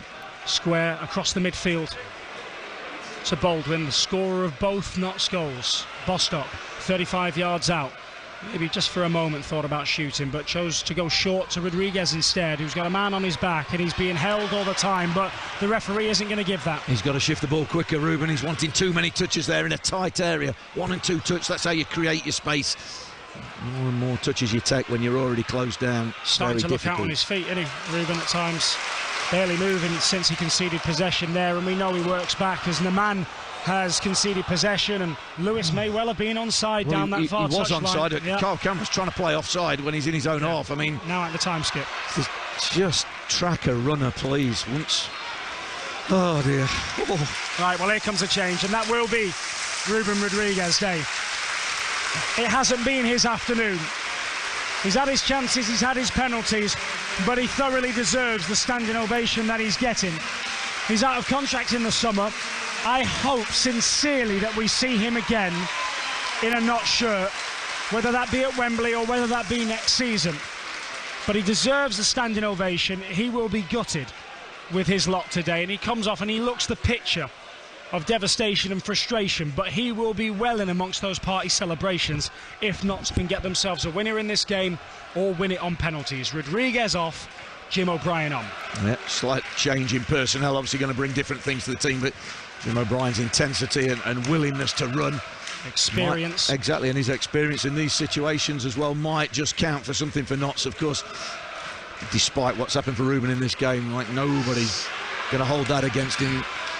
And we certainly, I echo your sentiments, we certainly do hope we see him in a Notts shirt again. O'Brien's first touch is a header into a really, really risky area for the Boreham Wood defenders. Langstaff just stood in behind both the keeper and Fifield. The ball snuck in between the two of them, and McDonald, the keeper, pounced on it. And we're near the end now of the first period of extra time. Yeah, 13 minutes has sort of zipped past, although you do look at two teams looking fairly tired, don't they, and say jaded. You know, it's a hot, heat, energy-sapping day, big pitch. So the ball's been moved around, it's been played at a fairly frantic tempo. And it's just about who can stay the course. Can anyone find a winner? Of course, we hope it's the men in black and white. Do we want? Well, we certainly don't want the lottery of a penalty shootout. We don't. We didn't want the lottery of the playoffs, let alone now the lottery of a penalty shootout in the playoffs. Jones on the right-hand side gives it back to Rawlinson. Notts have made 3 changes. O'Brien the latest to come on in place of Rodriguez. Here's Cameron. The other 2 subs, Kedwin Scott and Jody Jones. Meadow Lane in fine voice. Jones on the right-hand side. Ilasami again greets him. Plays it to O'Brien, looking for the ball back but falls over instead, so doesn't get it. Baldwin across to Cameron, 10 yards inside of the Boreham Wood half. 30 seconds of first half extra time remaining. Jones again on this right-hand side. Left-footed cross in at the near post. O'Brien tries to get a flick on it. Couldn't quite stretch. Headed away instead. And the finely bearded Dan Newton will attempt to reach it up near the halfway line. Couldn't do so. That'll be a throw-in near halfway instead. That's the sort of beard that, well, makes David Jackson jealous with envy. I can only imagine. 2 minutes added on at the end of the first half of extra time. And throw-in it'll be. Notts will attack the Kop in the second half of extra time. Kop, which is so packed, such a picture, it's so beautiful this afternoon, and what a moment it enjoyed as O'Brien tries to flick the ball over the head of Evans. Deflected ball off of Ricketts, might set them away here. They try to play the offside trap again, this time they do. Goes up against Rees, but it was close. Yeah, but Sam Slocum would have got there anyway, but interesting, the flag went straight up there on that occasion, and normally they have to wait. But it's it's right on a knife edge, obviously. It's stating the obvious, isn't it? 2-2. We're in injury time at the end of the first half of extra time. And you would say neither team's really created a chance in this first half. Is there going to be one golden opportunity? Is there going to be a goal? And is it going to be one that gets this stadium rocking? As we look over to the far side, the picture of Jason Turner on the far side. Have Notts got a response? Have Notts got a goal, a winner in them? We'll wait and see. Kedwin Scott, edge of the penalty area, tries to find a low ball in towards Naman. It comes straight back to him, looks to juggle it past a couple of players. That didn't work out for him, and now it's with Payne. Rees will again prove to be an outlet down the right-hand side, and he certainly has fresher legs than Baldwin. Down the right-hand side he goes, cuts back, looking for an option. Newton's up there as well. Chose the wrong ball in the end. And Jim O'Brien eventually got those fresh legs back there, and Notts will counter-attack back in the opposite direction. Aidan Baldwin is struggling badly moving. He's just looked at the bench and said, why haven't you took me off? I think Richard Brindley's going to have to come off. I don't think it's a change Luke Williams wants to make, but no. I think he's going to have to. Conor Rawlinson's going to have to go all the way then. Here's Matty Palmer, 30 yards out, dead centre. He's going to hit one. Langstaff nearly, poacher-like, gets on the end of it, but that's the end of the first half of extra time. David Jackson, you have to take over, because I need a quick trip to the little boys' room. Well, that's more information than we needed, Mark Stallard. But I said this game's had everything. It very nearly has there, if Charlie had stayed here another 30 seconds. Well, the players are just taking a drink and a quick chat on this near side of the pitch here in front of the Derek Davies stand. I mean, it's hot out there. They will by the end have played more than 2 hours of football out there. It is energy-sapping stuff, Stan. Of course it is, yeah. I mean, it's physically demanding. Both teams giving everything, going at it for, 105 minutes or added time, 115 minutes we've had so far. So, there will be tired legs out there. It's about who wants to take the risk to gamble to go and win the game. Not, you would think, controlling the play. You would argue maybe would be the fresher team, but there's tired legs on both sides, and you just hope it's a bit of quality that wins the game, rather than a mistake. But there are tired legs, anything could happen. It really is nip and tuck, and how do you decide a winner of this two teams? Whatever happens from here, the losing side will feel absolutely devastated, but there has to be a loser. That's the nature of knockout football and the playoffs. I have to say, the supporters are being superb, because even at half-time when they went in 2-0 down, what a cheer they got off, just to let them know that there were 15,000, 16,000 supporters here, absolutely right behind them every step of the way. They're keeping that noise up here as well. Yeah, that's it. I mean, they've been fantastic. They've been treated to an unbelievable game, which was going so horribly wrong after 45 minutes, but has turned around. And what's ahead of us, we don't know, but the fans have been fantastic, and we talk about the difference that the fans can make. Hopefully they can make that difference in the remaining 15 minutes, because, again, we don't want the agony of penalties. There's a few players laying on their backs and just getting their legs stretched a little. They've got 15 minutes more football to play. They're heading back to their positions, as is Charlie Slater, ready to bring you the final 15 minutes of this game. We hope not of the season. And there's a final awaiting the winners. We hope it's Notts County. It's 2-2. Here we go for the second half of extra time, live on BBC Radio Nottingham with Mark Stallard and Charlie. David, thank you very much indeed for the handback and for also stepping in there while I ran to the little boys' room. All the excitement and all the water that I've drank to keep my voice going. We are back underway. Notts County will kick from right to left, and Aidan Baldwin is still out there for the time being. Notts attacking the Kop end, as they did in the second half when they scored their 2 goals. Slocum in goal. Rawlinson, Baldwin and Cameron still at the back. I think that change is going to be made. I mean, I don't know what's been said at half-time there in the gap, that Richard Brindley's just run in, took his warm-up top off, getting his shirt on, just been shown the set-piece list in the dugout. Why that change wasn't made. Again, obviously, the only thing you can think of is Luke Williams is reluctant to make that change. Yeah. But in Richard Brindley, you think there's a fairly accomplished replacement to have. Against another team, he might get the nod against Conor Rawlinson, for example. But Rawlinson's still out there. As I say, that change is now going to be made by the looks of things. Yes, it will. Brindley for Baldwin, who had not scored for Notts prior to today. Listen to this. 2 goals. It is his 2 goals that are the reason why we're still sat here commentating on a game of football. One, a brilliant pile-driving effort from 35-40 yards. The other, a flicked header from a Jody Jones cross. Aidan Baldwin, you have our perpetual thanks. Here comes Richard Brindley. Yeah, and we certainly hope he's not done anything too lasting damage, because we're hoping we've got a game in 6 days' time. I hope he's just exhausted, to be honest. I know I am. Could forgive him for being. I've got to attempt to parent when I get back later. I'm going to do that. Throwing down the right-hand side. Newton wins a header twice. Rawlinson then nods it back in the opposite direction. So Conor Rawlinson will drop back into the middle of the 3. Brindley will go to the right of it. Holding midfielders still Bostock and Palmer, O'Brien and Scott supporting Macaulay Langstaff. He scored 42 goals this season. Is there a 43rd in there? And meanwhile, Boreham Wood on the attack with another one of those rocket throw-ins into the box from Chris Bush. Bends his run, swings the ball over his head, header goalwards, saved by Sam Slocum.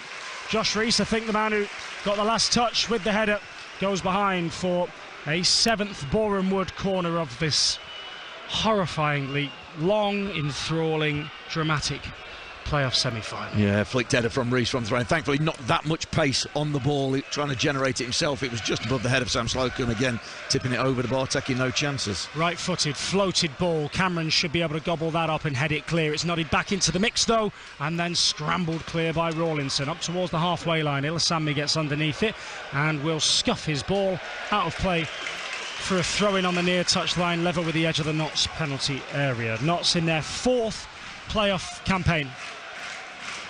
The other 3 have ended in heartbreak. First at Wembley, then at Torquay, and then here a year ago against eventual playoff champions Grimsby. Notts against Boreham Wood. 2-2. We've played 3 minutes of the second period of extra time. Throwing from Jones, flicked on by Scott. What's the psyche like at a time like this? Are you still pushing for a winner, or are you thinking, let's not throw the kitchen sink because of penalties? No, that's what you've got to guard against. That sort of taking the safety catch and putting it on, going, we're safe. You're still looking for a winner. Of course, you're not going ridiculous. You're not going gung-ho, leaving yourself open and available to a counter-attack. But you've still got to go looking to win the game. Don't be afraid of losing. Naman does brilliantly well to get the other side of Ilasami down that far touchline. And that will be a yellow card as well. Ilasami must have looked up and gone, oh, you again. Yeah, He'd swapped over to the other touchline for a while, but gets away from him, little 1-2 round the corner, sprinting down the right-hand side of the pitch. Naman has to sprint off the pitch to get around him. Does do, he's so quick. And Ilasami collapses on top of him. And Notts have themselves a free kick 2 yards in from the far touchline and about 16 yards up from the byline, attacking the Kop end. Yeah, I mean, it's good little give and go, looking for the pace in the man down the touchline. How they've got any pace left in them, Ilasami and the man. It's been a fantastic battle. I've got to give credit to Ilasami. I think he's done well, really well. He's been asked lots of questions. Scored a goal. But he concedes the free kick on this occasion. A chance for Matty Palmer to put a free kick in. It's about 15 yards up from the Boreham Wood byline, 3-4 yards in from the right-hand touchline. Baldwin with the right foot. Curls it towards the edge of the 6-yard box. Fifield heads it away. It's going to fall to Jones, who steers it back to Bostock. Lets the ball run under his feet for a moment. Get your pass right. Back to Slocum. Brindley was the furthest man back for Notts apart from the keeper. And it's now into the middle of the Notts back 3 for Connell Rawlinson. Out to Jones on the left-hand side.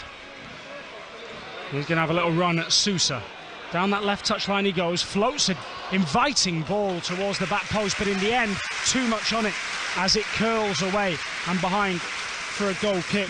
We must love punishment to want another game to watch last week, if this is the sort of stuff it puts you through. 2-2. Take anything, give anything to have another game next week. I certainly would have done at half-time as well, so... And Jody Jones on that occasion just trying to get one-on-one with his defender, just by himself half a yard, but he's floated across just beyond everybody and out of play, out for a goal kick. And that's what happened when you get tired legs. I know Jody Jones hasn't been on the pitch for too long. It's just an element of tiredness and the occasion getting to you. Sometimes the quality can sort of go down a little bit, and that's what Notts have got to try and guard against. We've had 5 minutes of the second period, second half of extra time, 10 minutes remaining. Is there a chance? Is there a chance that Notts can take? We certainly hope so. Well, here's Cameron, the skipper, out to the left-hand side. Back to Rawlinson, forwards to Scott. They've worked that well until Scott and Cameron have got their wires crossed. Cameron had already gone down the left-hand side and Scott tried to play it back into where he was stood rather than where he was running to. And that is going to be a Boreham Wood throw. Referee beckons Will Evans across to come and hurry up and take it quickly. I understand the urgency from both sides, but both sides at the moment are almost out on their feet. There isn't a huge amount of energy out there. Macaulay Langstaff, plodding, stomping back up towards the halfway line, and he's only walking. There will be some sore legs tomorrow. Will there be some sore heads as well? Ball over the top. Denon Lewis is onside. He's in behind Conor Rawlinson. He's got Reece to aim at. Oh, what a defensive clearance. Aaron the man gets back and makes a defensive clearance as good as any goal. Puts it behind. It'll be a corner kick. Well, that is as good as a goal. You're absolutely right, because it should have been a goal for Boreham Wood. They've beat the offside trap again. Ball in over the top down the inside right channel. Denon Lewis, the substitute's in. I think it's Josh Reece. He's got the option just to square it to him. Yeah. Naman breaks his neck to get back and turn it behind for a corner. That looked like a goal for Boreham Wood all the way.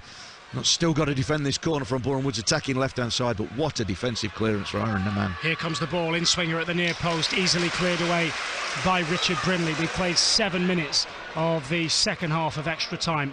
Bear in mind, we played 100 minutes of normal time, so we played 122 minutes, and I'm not even counting stoppage time at the end of the first half, of which there was a goal and probably 4 minutes of.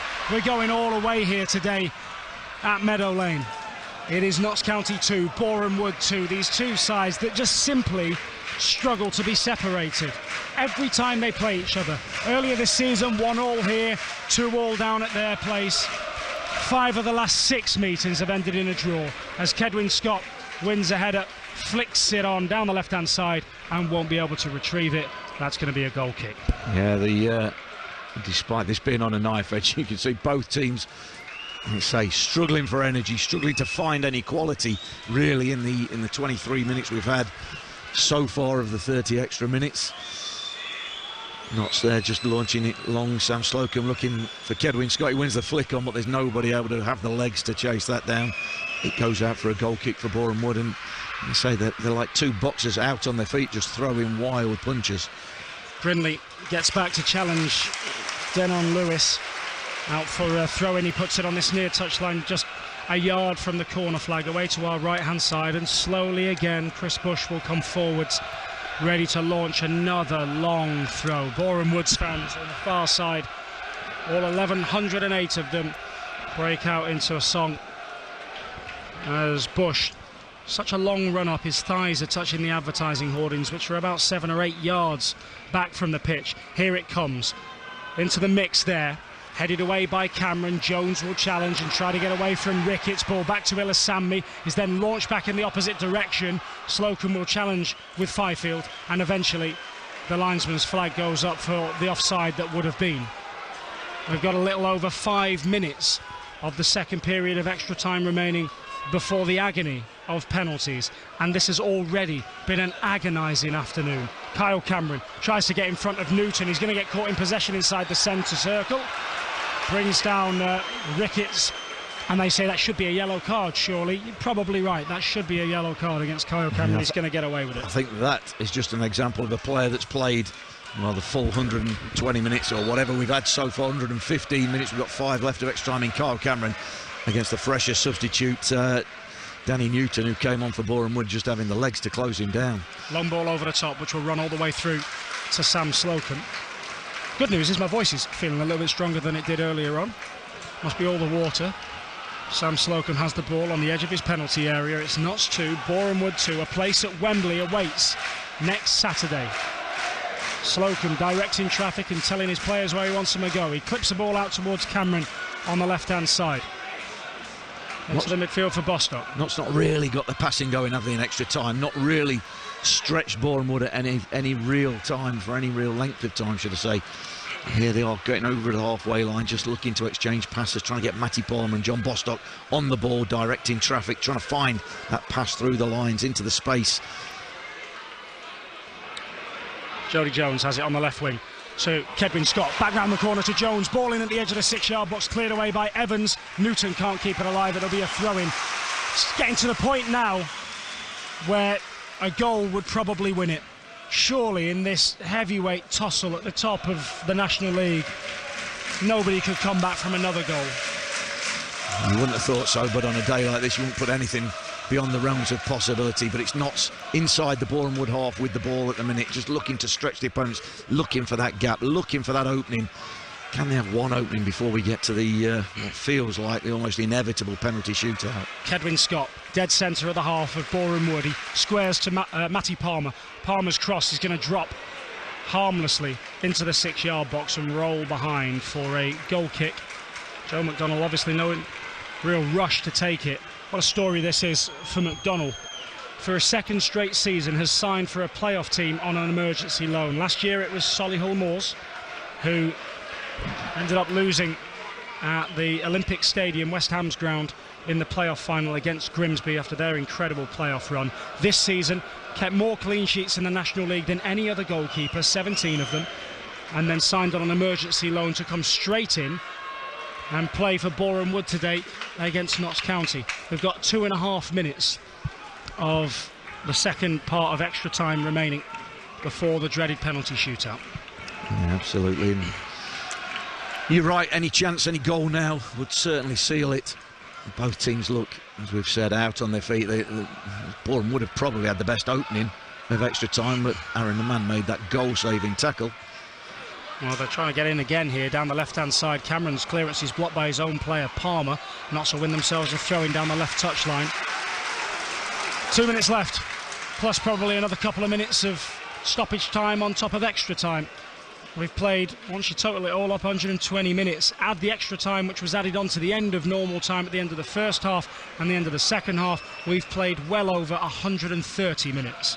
I say we, I've done nothing, I just sat here in the press box, but even Sal and I feel like, I think everybody, all 15,500 here today, feel like they've headed and kicked every single ball.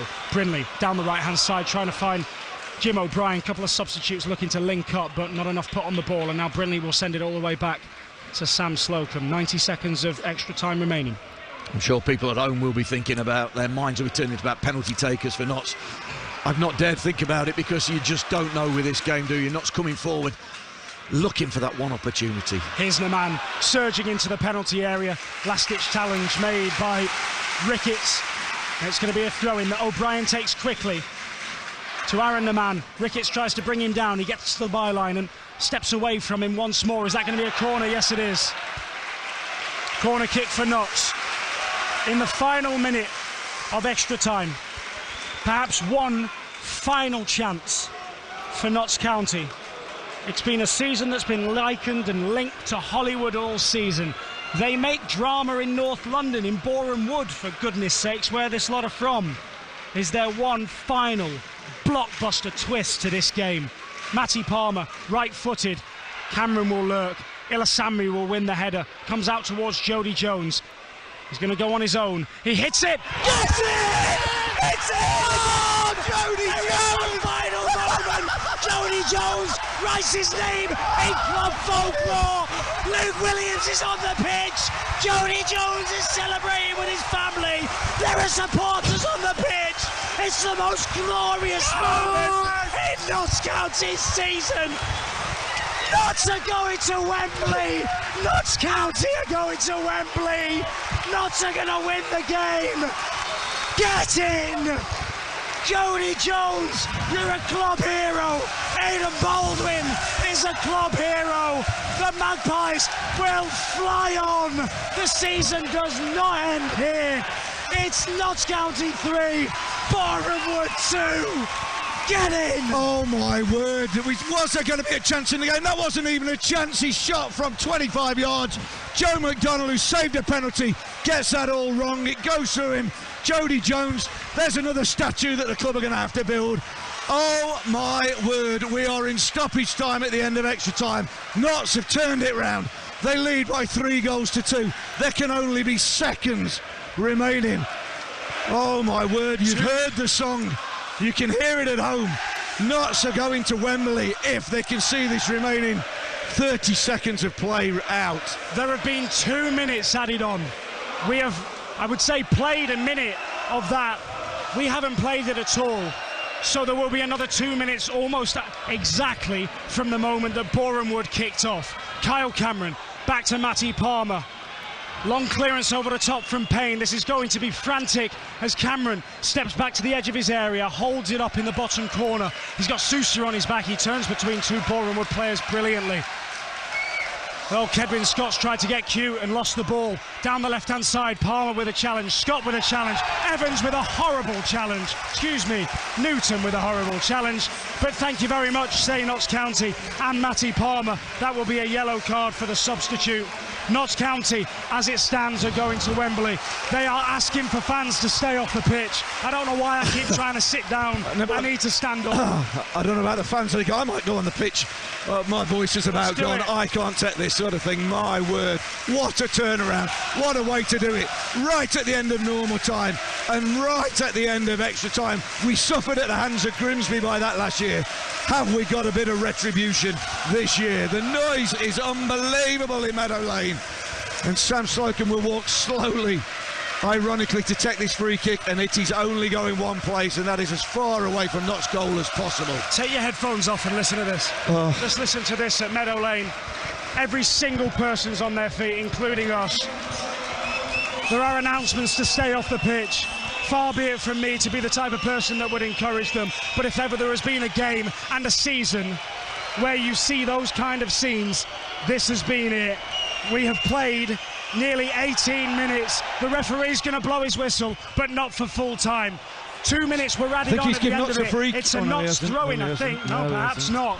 Throwing away from Boreham Wood down the right-hand side. Jim O'Brien flicks it on. The referee, I thought, again put his whistle to his lips. That's it! Come on! To Wembley! Notts are going to Wembley! Notts are going to Wembley! In the most dramatic, remarkable and amazing of circumstances, the Notts supporters are running on the pitch in their droves. The players are out on their feet. The cop is spilling onto the pitch. These are scenes and moments that will live on for years and years. The season does not end here. Notts County are going to Wembley. There is one more game left. Jody Jones is mobbed by supporters. Luke Williams out there as well. The Boreham Wood players, we just hope, can get off, and that nobody does anything silly, that they can get off the pitch safely now. There is no need for there to be anything beyond that. Luke Williams is stood next to a couple of Boreham Wood players as the manager now turns and applauds the fans in the director's boxes away to our right-hand side. What a picture, what a moment. Langstaff and Scott mobbed by the fans. There are thousands on the pitch here at Meadow Lane. We know that this will be the last game here this season, but there will now be one more. Notts will go to the Arch on Saturday. Notts are going to Wembley, and Notts can still get promoted. Against all the odds, they've beaten Boreham Wood by 3-2. Unbelievable. I mean, when you think sport can't give you any more thrills and spills and excitement, Jody Jones has just come up with that. And I mean, the scenes, it's good to see Notts fans on the pitch. We've seen, as you mentioned in commentary, other clubs come here and celebrate in recent years, celebrate promotions. Let's not forget, we've won nothing. No. We've not achieved promotion yet, but Notts County are going to Wembley when at half-time of this game they were 2-0 down and looking like it was a million miles away. Just an unbelievable turnaround, unbelievable. The spirit that this Luke Williams side has got. We said about steel that it had, as well as quality before the game. They needed it today. They gave themselves a mountain to climb, and by Jove, they've only gone and climbed it. Unbelievable match. You have to say and you have to feel for Boreham Wood, and I saw Jim O'Brien was one of the Notts players to go straight to the few of the Boreham Wood players who were flat out on their back. They've contributed to an unbelievable game, but it's the spirit, the fortitude and the quality of Notts County that have deservedly got to Wembley. But my, when they say roller coaster, just buy a DVD of this game, because it puts you through every emotion that it is possible to feel supporting this football club. There are children dancing on the pitch, there are adults dancing on the pitch, little kids with their shirts off, supporters walking down mopping their brow of sweat and tension, and the Notts supporters now gradually migrating towards the Kop, dancing in the goal mouth. I can't help but think of Jason Turner and how much he'd have loved to have seen this. I can't help but think of Colin Slater and how much a moment like this would have meant for him as well. I'm devastated that those two didn't get to see Notts reclaim their place where they rightfully deserve to be in the Football League. But they will be watching down, they will be smiling at these scenes, and they will know that the Magpies can go to Wembley and this time next week have every chance of already being promoted. Yeah, absolutely. You're right. The poignancy of those that aren't here to share it, and there'll be many, many fans and families of fans, generations of fans here that would have loved to have been here. And you just wonder if all them people were pulling strings upstairs with the big man. Because what a game, what a way to do it. What an absolute seesaw battle, titanic struggle. You can use any word, any adjective to describe it. To see it, well, is believing. It was unbelievable. Jody Jones, the ultimate hero. Aidan Baldwin with 2 goals in the second half. But Jody Jones, the man, striking from 25 yards out. The keeper should have saved it. The keeper's already saved a penalty, McDonald. You've got to feel for him. But he somehow got it wrong. It's gone through him. It's so powerful was the shot. But we don't care. Notts County are going to Wembley in 6 days' time. And as much as there's a party atmosphere here at the minute, we've got to gather ourselves. We haven't, but the players have got to gather themselves because they've got to go again. And my word, we'll wait and see who we're going to play against. But the queue for tickets at Wembley will be beginning in about 10 minutes' time, I reckon. Yeah, everybody here will leave the pitch and kindly form an orderly queue outside of the stadium for tickets to Wembley. We can't wait to be there with you. We cannot wait to bring you what will be, no matter what happens, a famous day in Notts County's season, as this has been a famous day in Notts County's season. They say that this football club is the most stressful team to support in any league anywhere in the world. No side has more ups, more downs than this football club. And listen to the noise as the Magpies supporters, both here and on the pitch, chant Luke Williams' name. What a job he has done. Notts County never do things the easy way. 2-0 down at half-time. His place was a morgue. It was so quiet. A second half for the ages. Aidan Baldwin from nowhere into the spotlight with a 35-yard pile driver soon after the restart. And then into club folklore in the 97th minute, the 7th minute of stoppage time to give them an equaliser. And if that weren't enough, Jody Jones, who also hadn't scored for this football club, also needs a statue building. Notts County are going to Wembley. They've beaten Boreham Wood by 3 goals to 2.